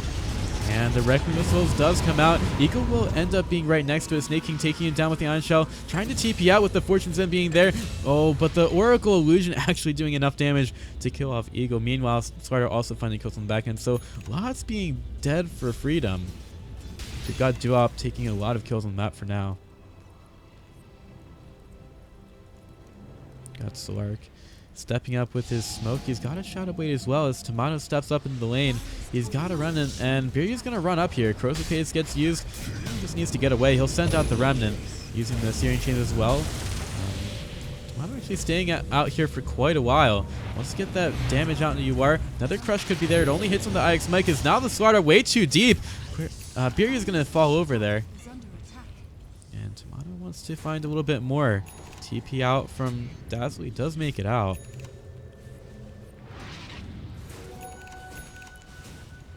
ESJ, no fear at all of the Shadow Fiend to walk right up and throw out a Lucent Beam and a couple of Glaives. Team Freedom need a couple more tier 1s right now because they have not gotten any. They'll start to make a concerted push on the mid. We do have a Blink Dagger on Bat Rider, looking for the good lasso. Is under attack. And he could find the Dazzle. It would be a good pickoff here. He'll actually just burn her down. Doesn't even get a chance for a Shallow Grave. Just goes right down. Dire's bottom And that should be able to secure a little bit more of the tier 1 tower for Team Freedom. Batrider coming around the side looking for the pickoff here, but he doesn't have too much mobility. There's the Blink Dagger forward out onto the Slaughter. That's a pretty good pick if they can get it before the Crush goes out. The Crush hits onto literally nothing. And Freedom get another kill for free on the mid lane. This is just how they play the game. They're also going to go over towards the Roshan pit right now. Very aggressive with these rotations. They got the Alpha Wolf in to tank up. Something that the Helm of the Dominator rather allows you to do very early. Take a Roshan. IX Mike to the high ground. Going with the Blink Dagger, ready to see if anybody gets over to the Roshan pit at all. Roshan is going to be nearly dead, but Darkseer will get over there, and they know they can't really fight here. Wall will get dropped down. Tomato in some trouble, has to run it away. He'll throw out the Slight Fist, tries to get out. Luna will end up dying. And Duop could honestly just turn around and go for the Roshan kill here as Juby. He'll get the relocate out. Tomato still wants to fight around the shrine, but it's been deactivated. And Freedom have to be very careful when they're around here. Requiem of Souls right before Juby gets back. Okay. I guess 747 was a little bit off with that. But Tomato did manage to stay alive. And we don't see Duop going into the pit right now. I think they should pretty easily be able to take it though, especially with Biryu throwing out the Corrosive Haze. So that Roshan will belong to Duop. And they might be able to get a few more things off. Tomato getting in there a little bit deep. He'll throw in a lot of remnants. And they'll be able to kill off Snake King. Now we've got 747 getting the Shallow Grave inside the pit. Tomato's probably going to die after this one. He does manage to get the Aegis away from the Shadow Fiend, and he's actually not going to end up falling down. UR managed to finding a lot of kills on the backside of this one as well. Eclipse doing some damage, forcing UR into the Shadow Dance, and GB puts down the Sentry Wood before he ends up dying. But UR, is BSJ able to get the kill? Yes, he actually will. 747 looking for a little bit more damage with the raises. Tomato managed just to stay alive through all of that. So somehow, Dire's middle Freedom are keeping some of their heroes alive through all this, and they're getting some big gold changes as a result of it as well. Not losing their cores, these engagements continue to be very beneficial for Freedom. So we've got Tomato very close to his boots of travel. He's missing a couple of last hits there, otherwise he would have had enough gold for it. Can be difficult sometimes with the Flame Shield going though. Couple of Luna illusions just sitting at bottom for fun. Watching the lane get pushed in. Passive illusions, that's my favorite kind. Looking at our net worth graph, it's about 7,500 in favor of Duop. 4,000 for XP. And over at bottom, Oracle is here and may have been envisioned for a little bit. But Tomato is coming around from the backside. Snake King trying to get out. Biryu is going to get caught out for a little bit here. Ember Spear looking for the Searing Chains, is able to get it onto the Slaughter, throwing out a Crush, but eventually Eagle is going to be the one who finds the kill. Also, more personnel showing up to the bottom lane for Freedom. We have UR coming around the backside though. They need to get the vision. They'll drop down the Sentry, knowing that the Stark very well could be coming in from the side. Eagle keeping himself alive with the False Promise. This Remnant will go away. Eagle doesn't really want to fight here all that much, as the rest of Duop could be showing up. IX Mike looking for the kill onto Clairvoyance. It's going to be the Veil of Discord. And they'll be able to get a lot of damage onto Dazzle, who throws out the Shallow Grave. Flame Break should be able to secure the kill as soon as the Grave is done. At top, BSJ farming on his own. That's going to be a Requiem from the backside. Lots of damage there. BSJ needs to throw out a stun. GB comes in to help, and he will end up just watching the Luna die there. 747 is not going to catch out the Io for now. We're still losing a lot. Over at top. Oh no. Tomato. That's a very interesting remnant. Io should probably die here. 747 just ready for everything. Tries to juke around the trees, but it's not happening anytime soon. And right now Tomato will be going for a Radiance.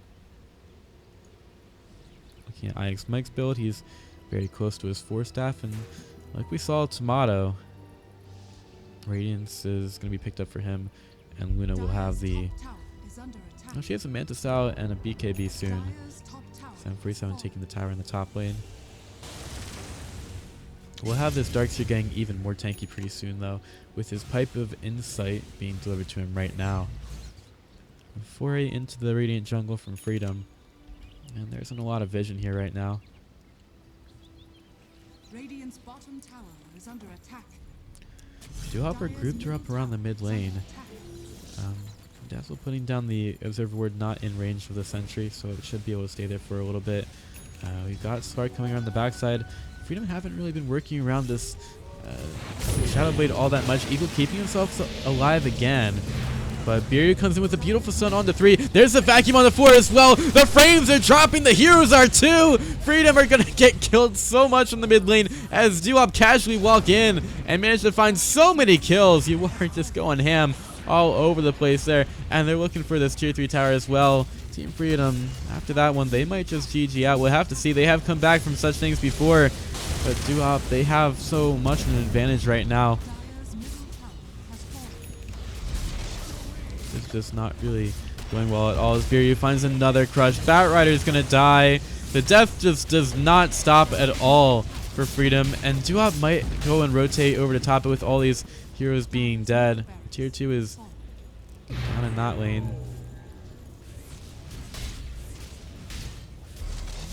And Dewhop, they are poised and ready to take a tier 3 tower. And possibly another Rex. Tomato ready to try to get them out of here.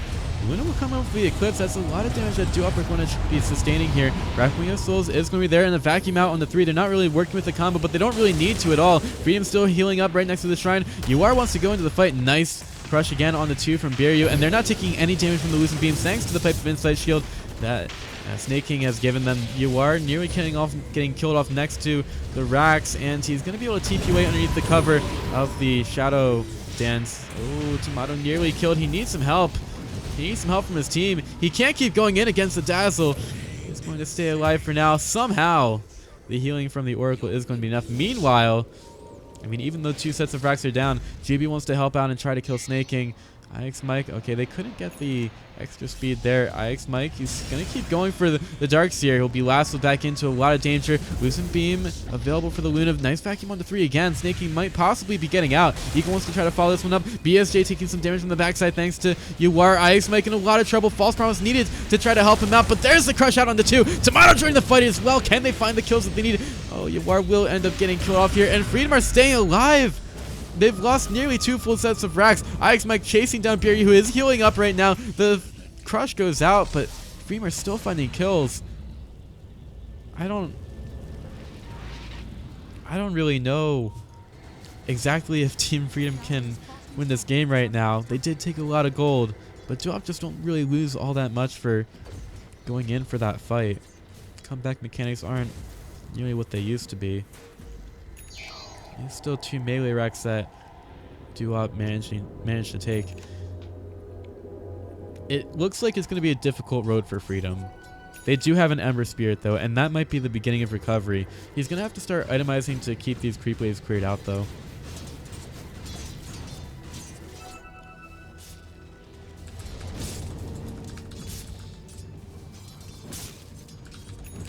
So, Team Freedom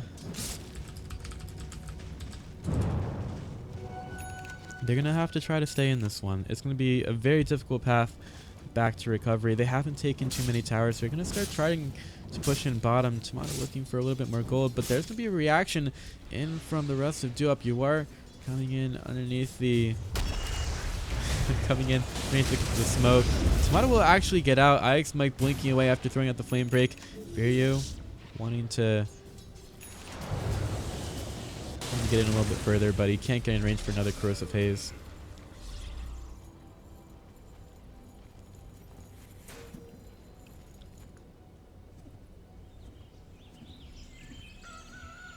BSJ is still trying to farm.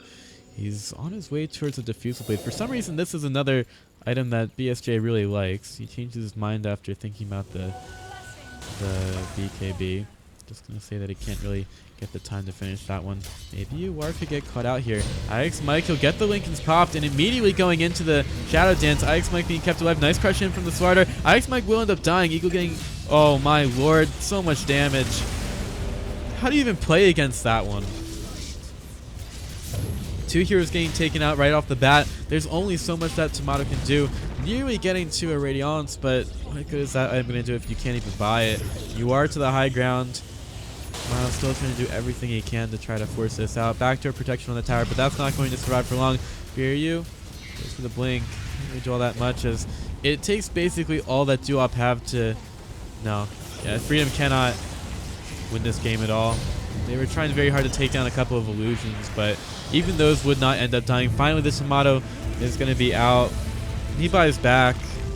May as well get back in for a couple of last moments, but we're going to be going to a game 3. Duop come back in game number 2, and we are going to take this one to the full distance. So thanks for watching, guys. This is the COD League season number 4 upper bracket final. Winner goes on to the grand final and will await their opponent from the lower bracket opponent. So we'll have to see which team is going to take that spot. It all comes down to one game, and we'll have it coming up for you in just a few moments. Stay classy, guys.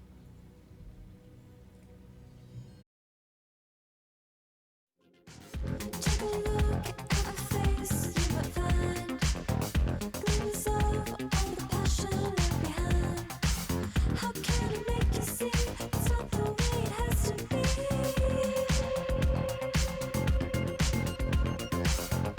Agent needs wicked deeds, holding hands. It is simple, I'm a woman, you're a man.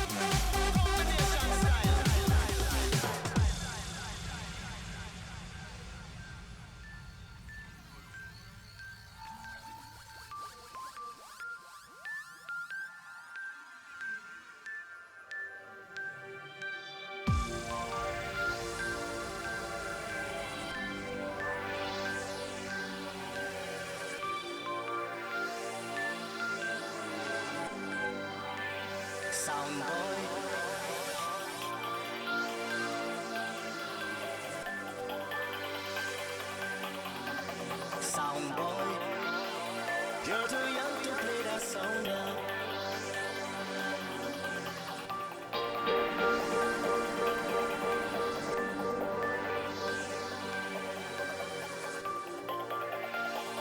You're too young to play that song now. Combination style.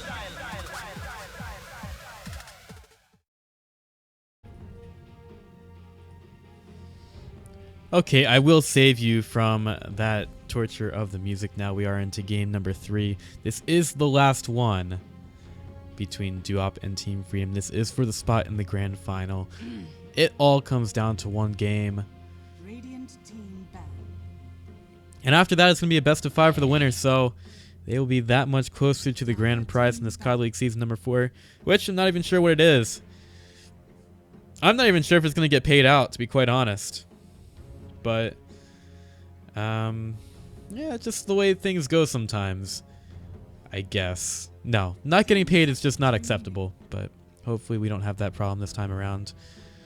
I know that I probably will. Feels bad.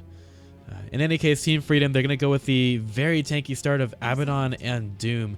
Duop get pretty much everything that they wanted for Christmas. They're going to have Darkseer and Dazzle to start out the draft. With Team Freedom getting... Radiant team. I'm actually... Okay, these bands don't really make a whole lot of sense for me. Maybe the Undying, but Leech Commander not so much. That's usually what Team Freedom are going to put onto BSJ. And, I mean, Doom kind of seems like BSJ's hero as well. He just kind of sits there. Maybe they sack him in the lane, but then he just gets a little bit of farm and they get him very tanky. So, 5 seconds remaining. I'm not actually sure why they go for the Leech Commander ban there. Dire team But pick. we'll just have to see. The Team Freedom trying to make sure that they don't get hit with a bunch of minus armor again, taking the Slaughter and the Shadow Fiend out of the draft. Just really not happy with how that last game went. Duop got a lot of minus armor. They also had a huge amount of damage. Good stuns from Swardar and 10 seconds 747 going ham led to 5 seconds. just Team Freedom getting killed in pretty much every fight. Reserve time.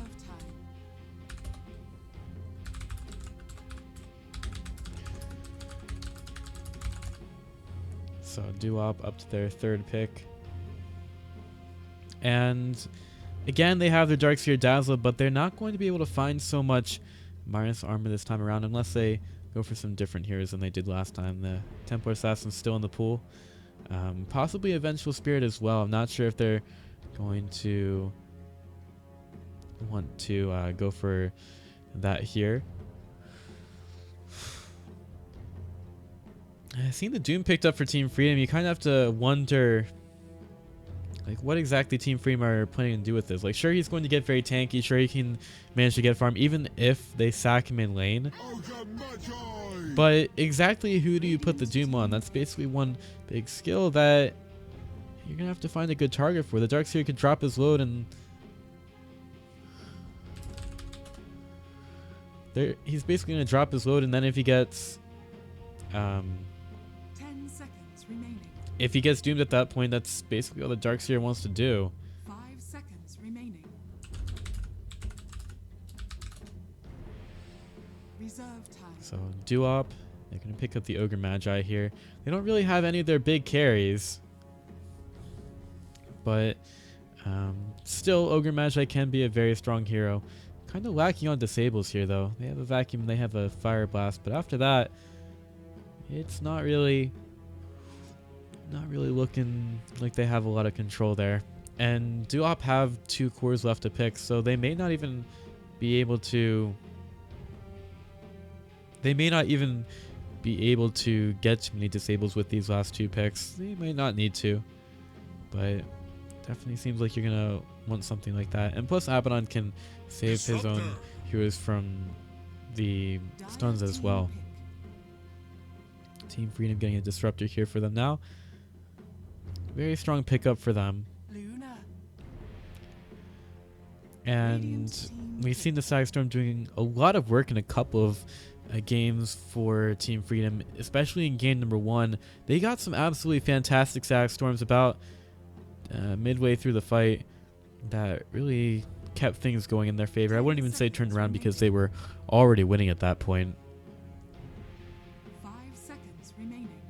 So Luna will be the next pickup for Duop. Reserve time.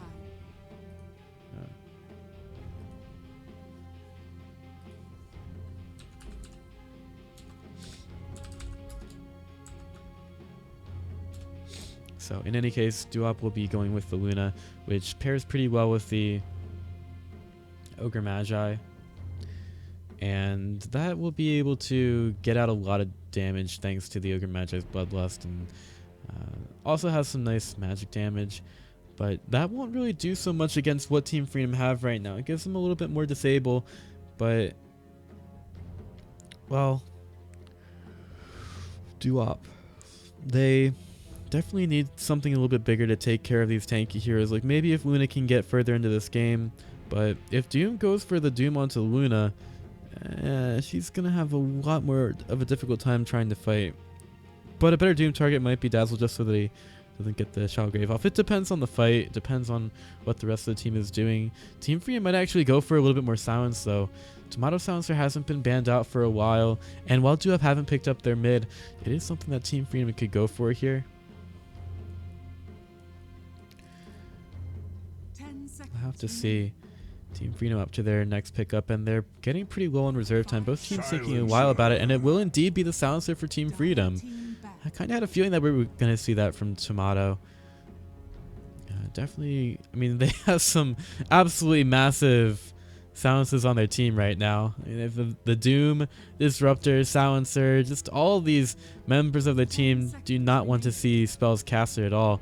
So last time we saw a big minus armor focus for Duop. This time it's a lot of silence from Team Freedom. Reserve time.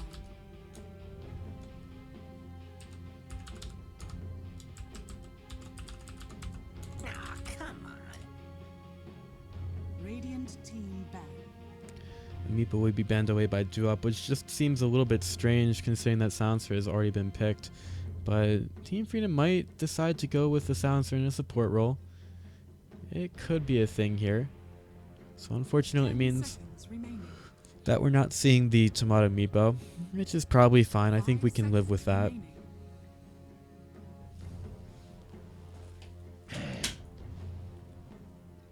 And a pretty normal Viper ban from Team Freedom.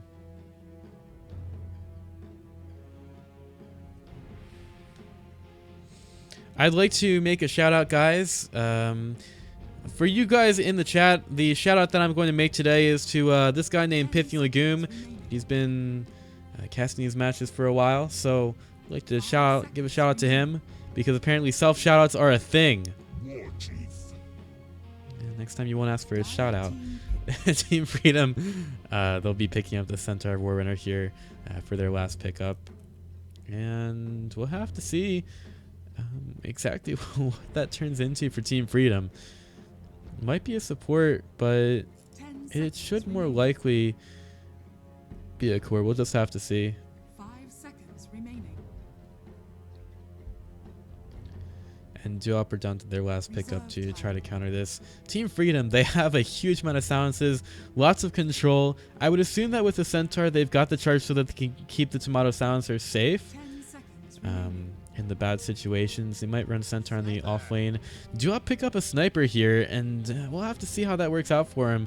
Centaur can definitely get to the back lines and make things very difficult for him and his team, but he can also just sit back out there and put out a huge amount of damage. So Team Freedom, they pick up the Centaur here, which is generally a good combo. Teams like to run it with sniper, but that's not going to be the case here. So we get a lot of tankiness and a lot of silence from Team Freedom. We'll have to see how it works against Duop's more all over the place lineup, but they have some pretty good AoE and a lot of physical damage coming through.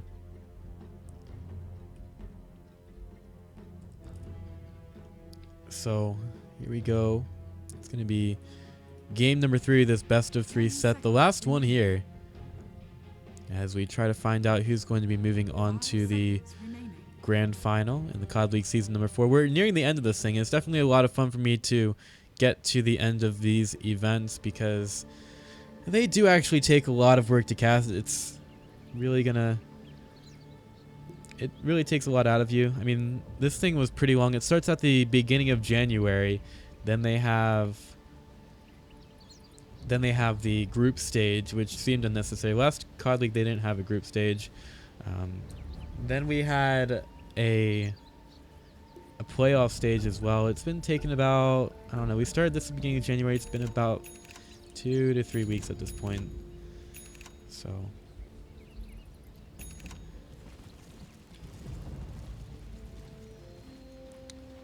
it's gonna be over pretty soon, which is always nice for me. BSJ is going to go out very early with a ward. That's a little bit interesting on the Centaur having the ward.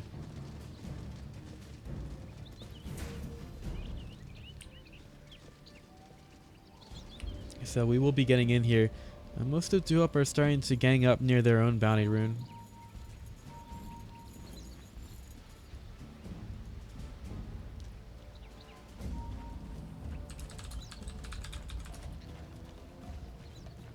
And Team Freedom, they're going to be making the aggressive move onto the other side of the map. 30 seconds to battle. Freedom, they're moving in here. I think that even though Duop should have a lot of damage, I think that the tankiness of Freedom is going to be a little bit much. Eagle already forcing Snake King away from the rune spot, and BSG might be forced out at bottom. It's a bit of an interesting draft from Freedom. Yawar is going to start to chase down BSJ. Knight does come through. They'll try to harass him as much as possible. He hasn't gone for any levels just yet. The battle begins. And Alex Mike will take the bounty rune at top. I would assume that Freedom will start to focus on helping BSJ as we get into the laning phase. Alex Mike probably won't need a whole lot of help.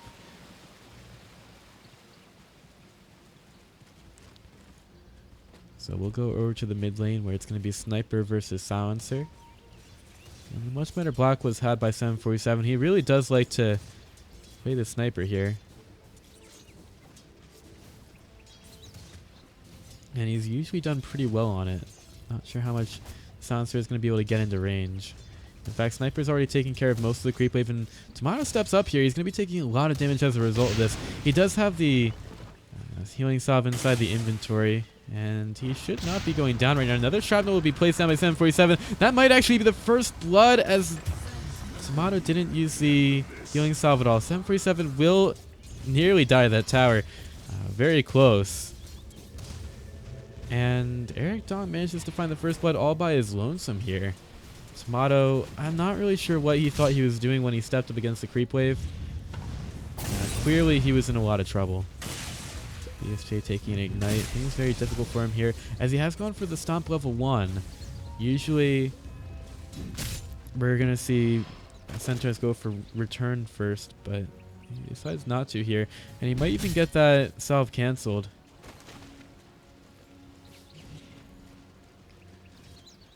So BSJ, he will move up a little bit. He just wants to get level 2, as this tri-lane is zoning him pretty far away.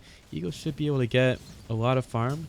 He's already up to level 2, thanks to being a Doom. He's got the Infernal Blade available as well. Could go out onto the Dazzle. He has the Tomato Clap as well, Juby. He's got the Thunder Strike. His Eagle really wants to chase this down, but everyone's getting over towards his Shrine, as Eagle's taking a lot of damage here. Thunder Strike. Oh, the Dazzle doesn't quite get over to the Shrine, as Eagle will wait until that Poison Touch wears off, and he could pick up the regen rune, and he will. So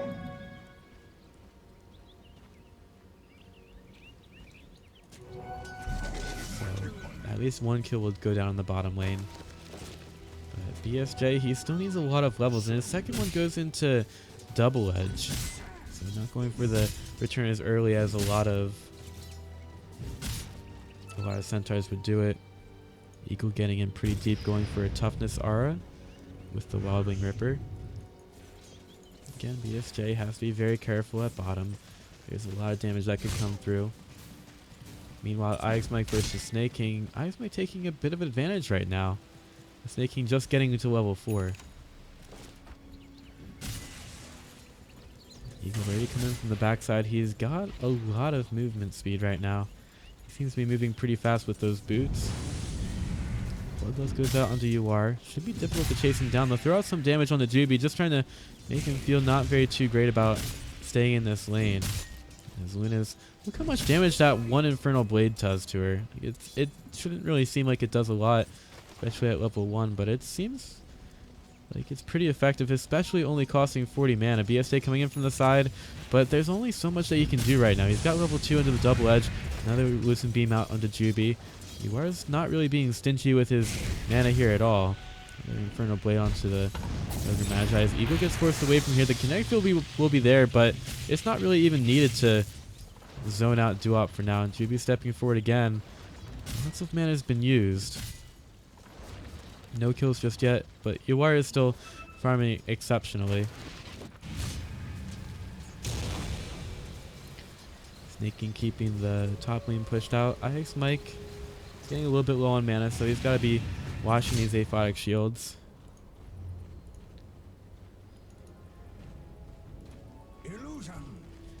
As Tomato keeps his mid lane silencer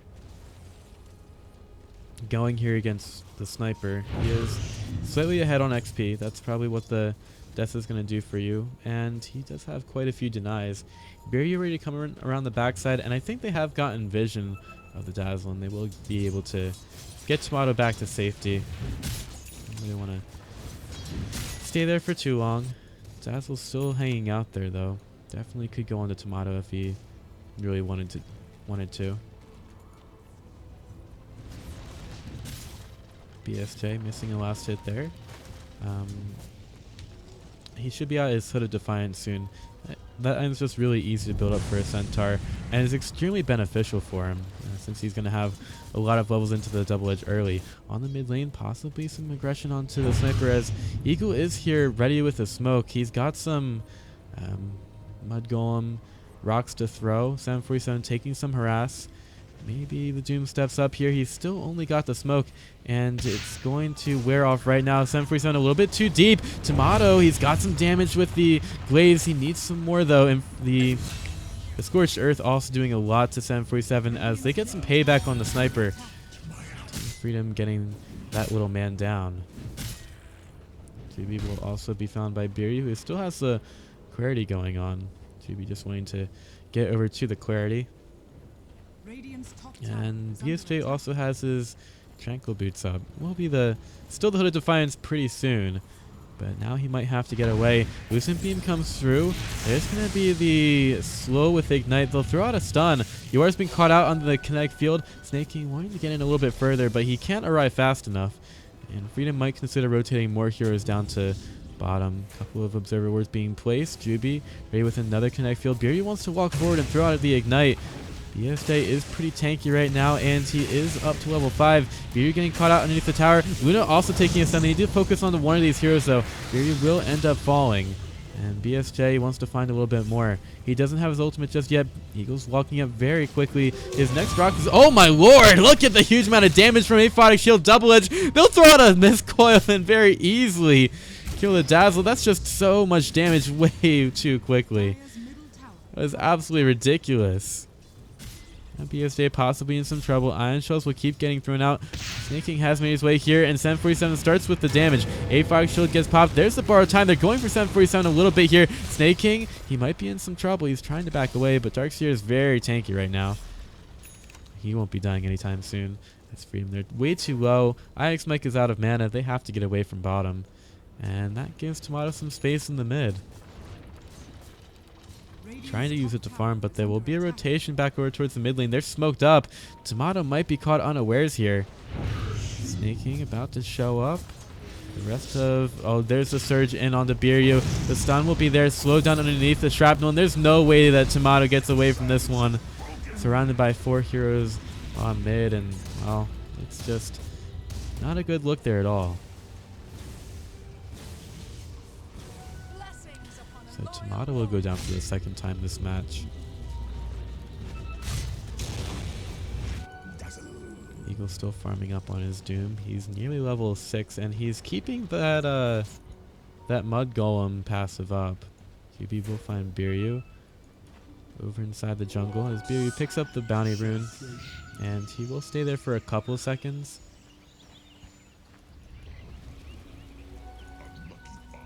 Tomato finding the arcane root, and they'll actually go into Biryu. Lots of damage is available. He's got the stun available, throws it out, silencing himself. Ix Mike nearly with the A5 shield popping, and that should be enough to kill off Biryu. They'll manage to find the kill into the Ogre match. I might think about a 747. They don't have a stun though, and oh, the glimpse will pull him back. That was what they needed. Juby in the vision that he needed to make sure that the sniper died. Taking advantage of this hero early is absolutely what you have to do if you're Team Freedom.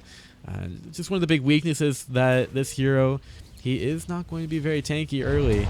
Generally isn't very tanky at all. So Centaur's going to take the death that top equips, doing enough damage to him. Didn't quite pick up the Hood of Defiance just yet. But Eagle is now up to a Doom. I kind of forgot what it was called for a while.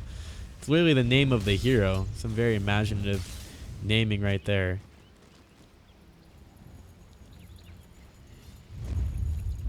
Smoke gets used by Duop. They want to, I don't know, maybe save Sniper a little bit. Try to bait it out. Try to make Tomato pay for getting all those kills onto their guy. He's up to level 9 right now. That's some pretty good leveling onto the silencer, and he'll throw out another arcane curse on the sniper, but he starts to run right into an ogre. Are there going to be TPs coming in here? Ix Mike would be the one to help out, but Tomato's taking way too much damage, and he's probably going to end up dying here. He does have the magic wand, but it's not going to help him nearly enough. 747 finding the kill, and no one from Freedom felt like helping him at all. Freedom do push in top. Ix Mike, apparently that's what was a lot more important. He's going to be the one picking up the Helm of the Dominator here. Eagle doesn't have it. BSJ, he's going for a little bit of tankiness right now. He's not going to pick up the Helm. So Freedom, they are going to be diverting from their usual strategy a little bit. Eagle throwing out a rock to make sure that the Iron Shell creep dies, as Freedom also find the tower on top.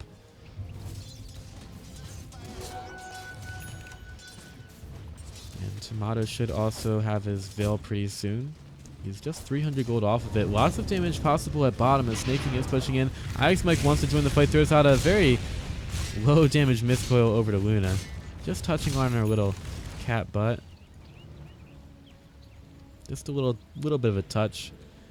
Not anything creepy. Don't get your knickers in a twist there.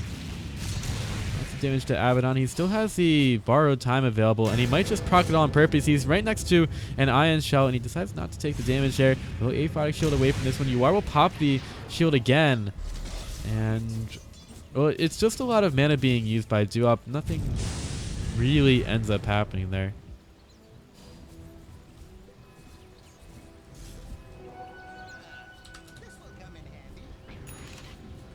So Duop, they still want to keep farming with UR, attacking with some pretty high speed thanks to the Bloodlust.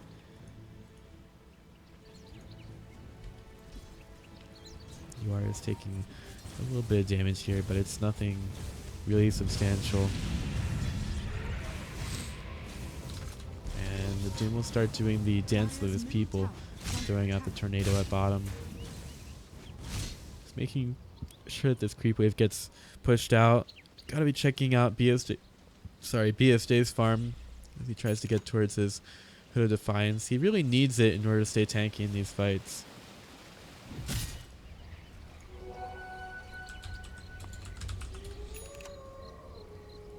But Tomato does have his Veil of Discord, so we're starting to have a couple more key items brought up for the teams.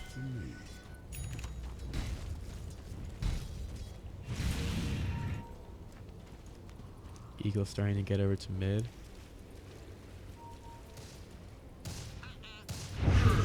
And maybe Doom. He's got the Doom out onto the Dazzle. Sniper caught out inside the Stag Storm. And Snaking gets there as well. They'll be able to kill off the Dazzle. So that was definitely the right Doom to make sure that Shallowgrave never came out. Also the Silencer ultimate. There's so many silences going out here, and this is just the kind of fight that Freedom need. Triple kill for Tomato. They'll throw out the Bloodlust on the tower as well as Freedom use all the silences there, and now they might possibly not be able to fight as well for the next couple minutes. But Duop, they'll have to respawn before they can actually try to fight.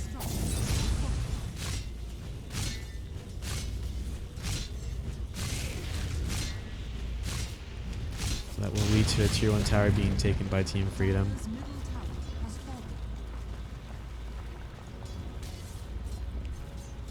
And Tomato's also at the top of net worth. BSJ stepping up possibly a little bit too far, but well, he would think that 747 really can't do all that much about him, but he actually takes away half of his health. So it's not going to be all that tanky. GB looking for some vision. He doesn't quite see Clairvoyance hanging out around there. And they're never going to see him either.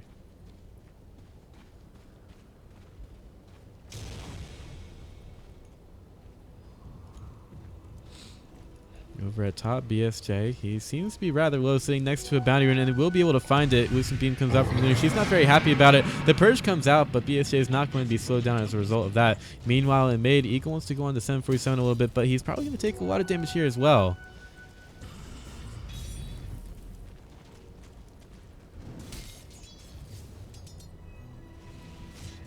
And IX Mike will be pushing in bottom. So they're just looking for the places where Duop or not. Eagle taking some damage at mid. Will be backing back into a poison touch. Here comes a TP back from IX Mike. He could be the one that saves Eagle. And well, the assassinate will not come through. IX Mike gonna get the borrowed time pop there.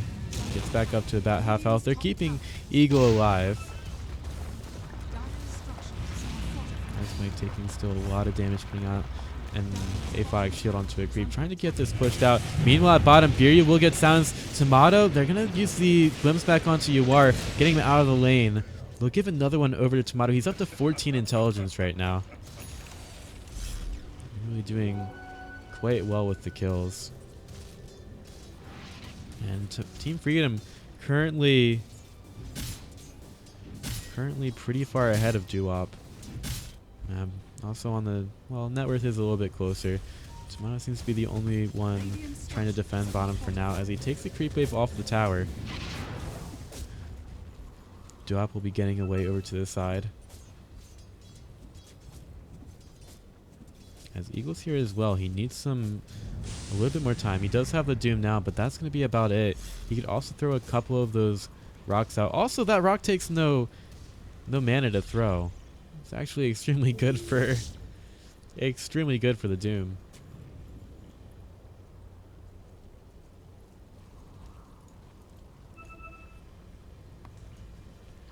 So Team Freedom, they're still moving around the map as a unit pretty well. Starting to group up at bottom, and they should have all of their silences up. 15 seconds on the Static Storm, so they should be able to push this tower in pretty well. The minus weave comes in from the Dazzle, but the tower will still end up falling. Do Freedom decide to push this in a little bit more though?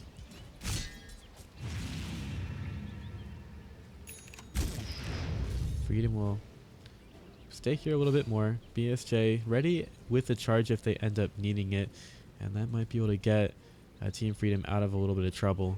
Put down a ward, and GP gets over to the side. He's going to try to stay away from Biryu, juking around the trees, possibly trying to bait. As Mia glimpses back on the Biryu, he doesn't manage. Oh, somehow Biryu gets a little bit of his fat outside that kinetic field. The glimpse is going to, the surge is going to get him away. As BSJ looking for the kill. Dazzle gets the shallow grave on himself before the sounds ends up doing too much. Eventually they will find him, and they still have. Now Doom has been used.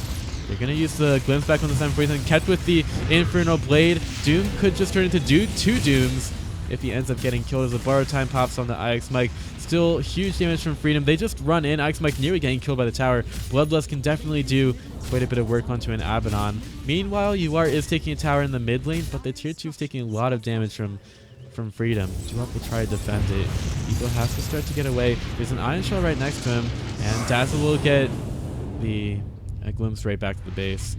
Silencer ultimate also used to get Team Freedom out of a little bit of trouble.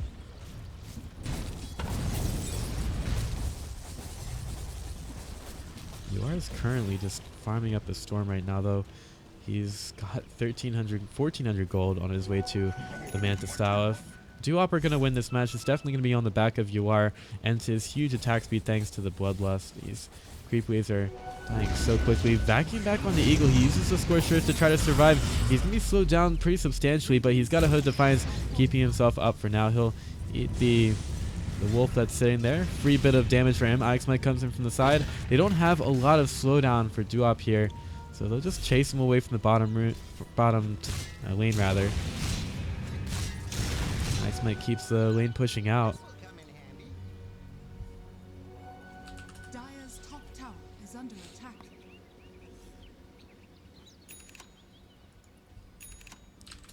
You are still farming super well.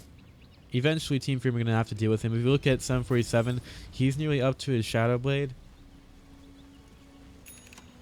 And Freedom still have so many silences, so it's going to take a while until I think Duop are ready to fight here, simply because they don't have any BKBs. They really should have those up before they end up fighting, or maybe some Force Staffs just to kite Freedom all over the place.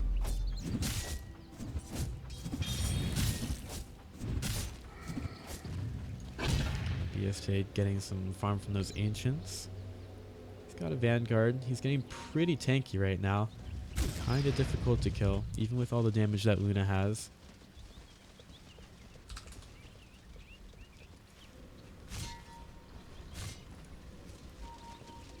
And they will be able to find Biryu out over near the shrine. Yeah, that was just a smoke hitting from Freedom.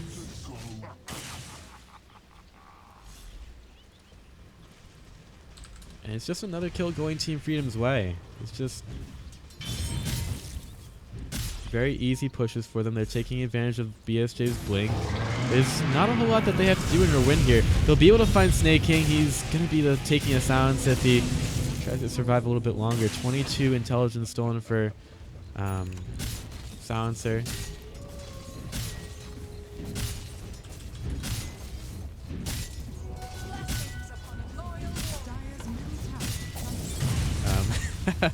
You guys are funny. So, yeah, Team Freedom will be able to take a tier 2 tower off the map. They'll take 2 actually. They also get the one at bottom. Maybe at top, Ix Mike looking for some kills as well.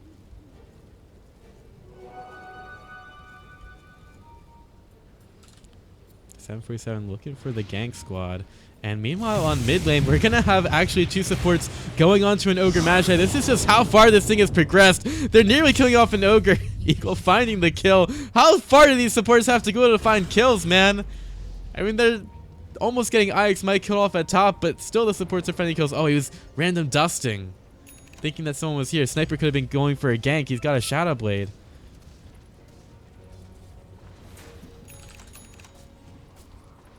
Freedom coming in from the side. That was just ridiculous. They didn't even spend the Doom for it. Oh my lord. Well, Ix Mike, he's going to be the one telling Freedom to start pushing the top lane. And they'll be sitting inside the jungle. Oh, there's a blink out onto the Dazzle right away. Clairvoyant's in some trouble. He can't get the vacuum. Oh, they will actually get the vacuum. Shallow Grave wasn't put out. Tomato nearly dead. Okay, maybe they do need a global silence if they want to try to fight. BSJ is super tanky right now, though. He could go for a stomp on the Biryu. He's still managing to get killed by 747. So maybe they do actually need their abilities if they want to try to fight. So, yeah, that was pretty interesting from Duop. And it might actually open up Roshan for them. Stack stores up in 5 seconds, global silence in 7, and these heroes will be up soon, so Duop are going to have to take this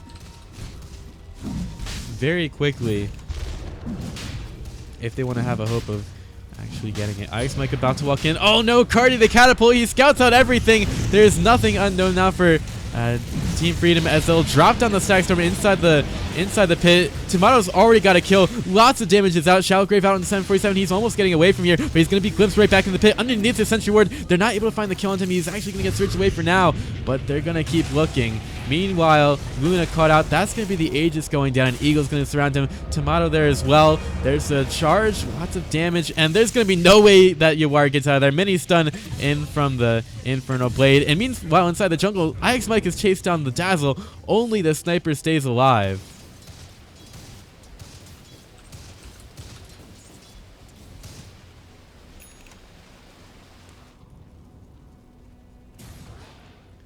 So Team Freedom finding another big fight. And this is actually really similar to a situation we saw earlier where Team Freedom got the Aegis and then they lost a pretty bad fight because Duop had a better zoning, AoE zoning. Right now BSJ going for bottom. We've got the rest of Team Freedom going for the mid tier 3. Snaking. He's got the Doom and the Shrine. It's a lot of damage from Tomato. Sounds Ultimate will be there as well. I feel like Team Freedom are kind of using a lot as they try to go for these towers. They'll use another Pipe of Insight. BSA actually dying off at bottom to 747, and he might be able to find another kill. They're going pretty far forward here. Connectville is going to keep them out. There's the vacuum in the wall. Eagle in some trouble. Absolutely blown up thanks to the heal bomb. Here comes the Eclipse as well. It's hitting onto literally nothing. Just the bronze monsters being killed by Yawar. Gotta zoom in a little bit on those as GB gets over to the side, and the vision is, oh my lord! It's not there! They don't see him! He just tucks himself in the trees. They can't find him. My lord. Yeah, whatever, man. That was definitely an interesting fight. However, for Team Freedom, they did not take any racks. Tier 2 is still up in the top lane. There's a lot of stuff for them to do here, and they still have to deal with the sniper defending the high ground, which is definitely a task in itself. We're ready to go on to Ix Mike. Literally no mana on him, but he'll get the blink out, and Disruptor's ready to fight as well. Ix Mike in with the A5 shield. It's going to hit a little bit on the UR. Borrow time is available. Biryu decides to step forward a little bit on the Disruptor as the Luna TP's away. I don't see Biryu getting out of this one at all.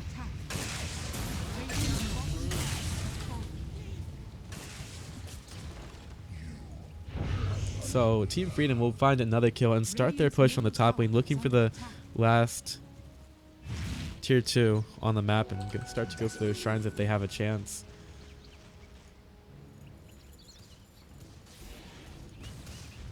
Eric Dong also putting the damage onto the tier 2. He wants to get in on that one. TP goes down to bottom.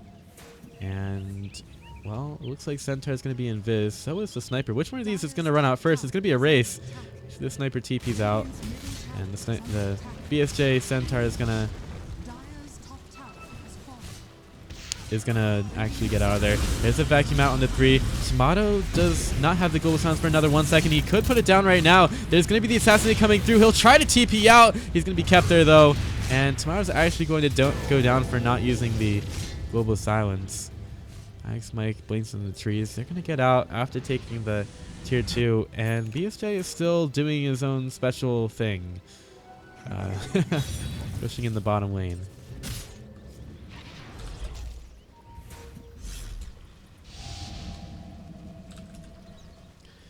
BSJ using the Shadow Blade to get away from the Snake King, and Duop are currently penetrating a little bit onto the Radiant side of the map.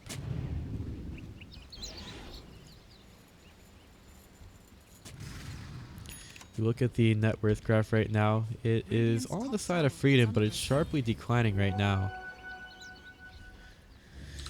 XP is also going down. Radiant's top tower has fallen. Tower going the way of Duop. So they're still taking a couple of towers off the map. They might be able to hit the shrines pretty soon, but BSJ, he's going to find Biryu again. The glimpse goes back into the river, away from BSJ, making things very difficult for him. Comes in with the Shadow Blade hit, and the stomp. Biryu trying to get away. He's caught up in the kinetic field a little bit more as the rest of Duop are starting to show up, which means that the Ogre Magi is going to stay alive for now.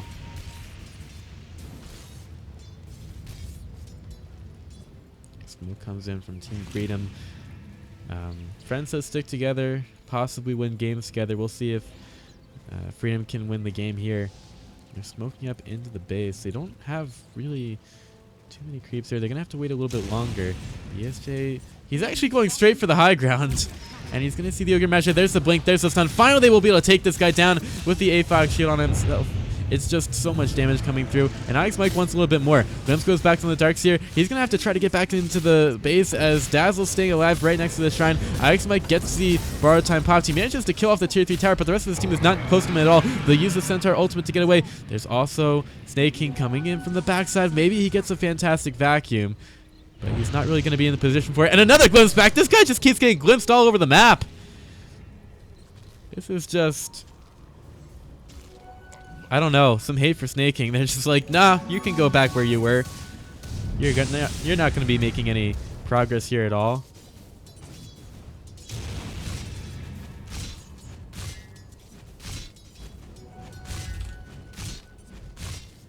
So Duop, they are mostly grouped in mid. They only have Uwar pushing the lane right now. Meanwhile, BSJ pushing in top. They're going to have to react to this push sometime soon as 1047 goes right for Ix Mike. Finally, that borrow time gets back up there. Ix Mike, oh no. He actually manages to stay alive borrow time so long, looking for the TP out, and he's gone. Ix Mike is out of here. I guess the sniper isn't really the best hero for trying to make sure that the Abaddon dies.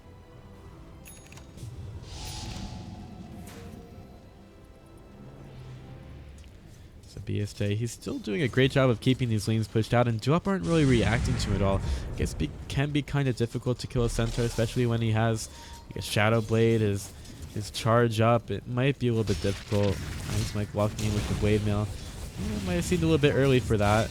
And he will manage to deny the tower. Not BSJ. So use the charge to get out. Snaking has the backing back, but the Shadow Blade is there, and Snaking doesn't seem to have the vision to make sure that BSJ dies. Only one tier 3 remaining as Freedom start to think about going for these shrines.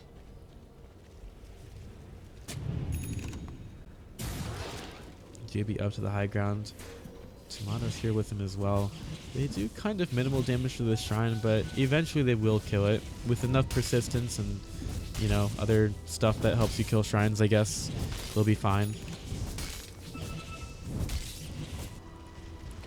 Back in the mid lane, Duop's going to push down on the push button. So push the lanes.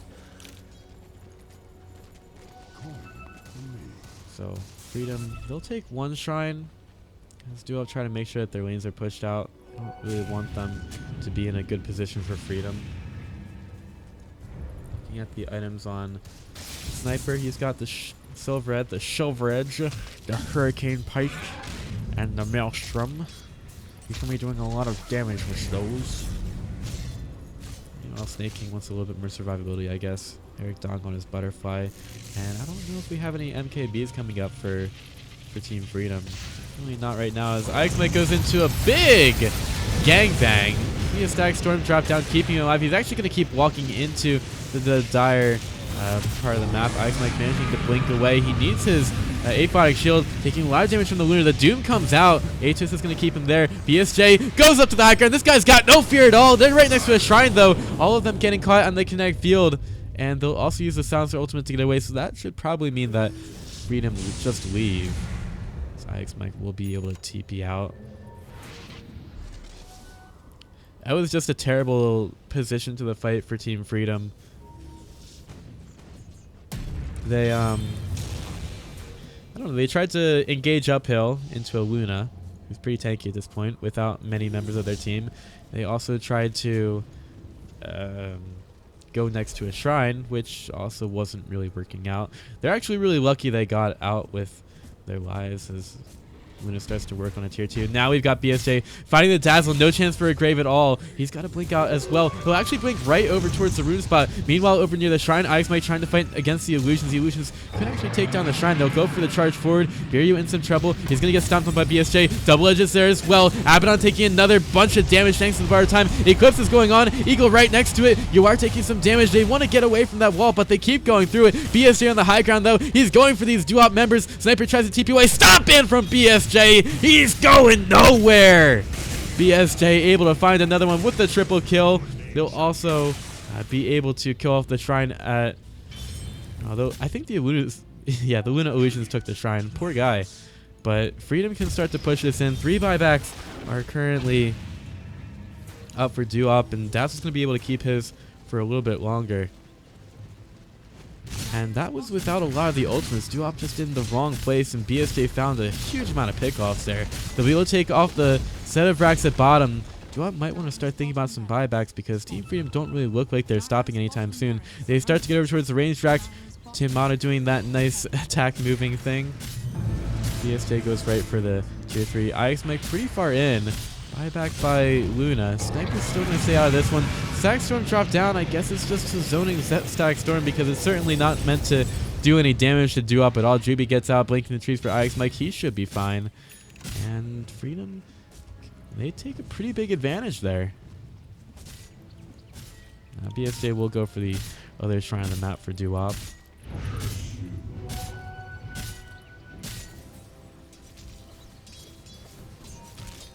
So, right now, Snake King, I guess he's just doing his best to keep this lane pushed out, but he's down to half the amount of racks that his team started with, so it's going to get a little bit more difficult. They do at least have the Bloodlust and the Maelstrom on Sniper, but Sniper, he's already pretty squishy anyway, and the next Roshan should belong to Freedom.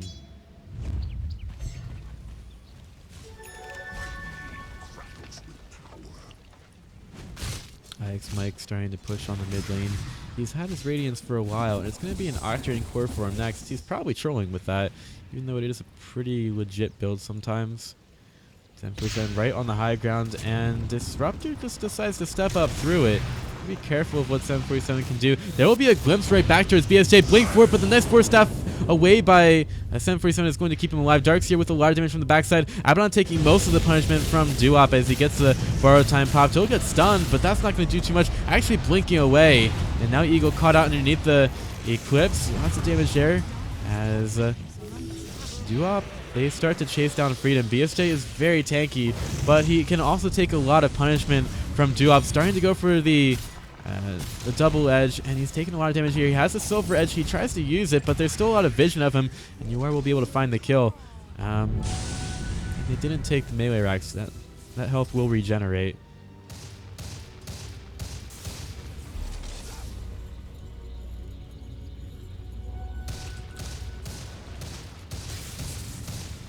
So Duop, they are trying as desperately as possible to keep Freedom out of the base, and actually Roshan was never taken there.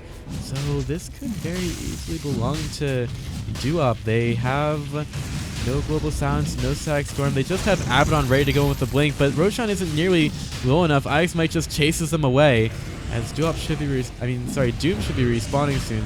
IX Mike nearly dying to those illusions. He still has the borrowed time available as well as the Radiance, just making things as difficult for Duop as possible. Snaking into the pit. He's got 22 seconds left on his wall. And that Roshan's nearly dead. Juby, he'll get vision with the kinetic field. IX Mike in the middle of everything. He starts to join in on Roshan. He'll get vacuumed to outside the pit. UR gets in there. Sackstorm is there as well. Snake King in some trouble. He can't get his wall off. And UR, although he has the Aegis, he has been doomed. And I don't know how long that doom is going to last. 747 tries to just turn around for some damages. But UR, he's going to respawn thanks to the Aegis, and he doesn't have buyback anymore either. He used that to get back into the last fight, and that'll actually be it. Duop will call it. Freedom will move on to the grand final to play against whoever happens to show up against them. This has been a very close series and some very surprising matches. But eventually, Team Freedom, they're way too tanky, and they absolutely could not be taken down by Duop. So that'll do it for our series tonight. Thank you all for watching. It's certainly been a pleasure to cast these matches for you. Always fun to see some interesting NA Dota. But yeah, that's going to do it for us, and I have to leave now. So thank you all for watching. It's certainly been a lot of pleasure and a lot of throws and a lot of interesting plays. But eventually all of them must end. But we do have more KOD League coming at you tomorrow. I guess I'll throw out a little bit of a plug. There's this other game called Paragon. It can be really good looking. It's played on Unreal Engine. If you want to come and watch it, I'm actually taking part in a competitive stream for it tomorrow on Paragon C Series. That's the channel on Twitch. So if you want to come over and support me while we do that, it'd be pretty cool. You might enjoy it. Just stay for a couple minutes, see how you like it. Don't flame me for doing that stuff, because I'll be back for KOD League tomorrow as soon as I get done with that. So we hope to see you then. If you want to see when I'm doing other casting, follow me on Twitter at PaythFeelingGoom or on twitch.tv/PaythFeelingGoom. And I hope to see you tomorrow.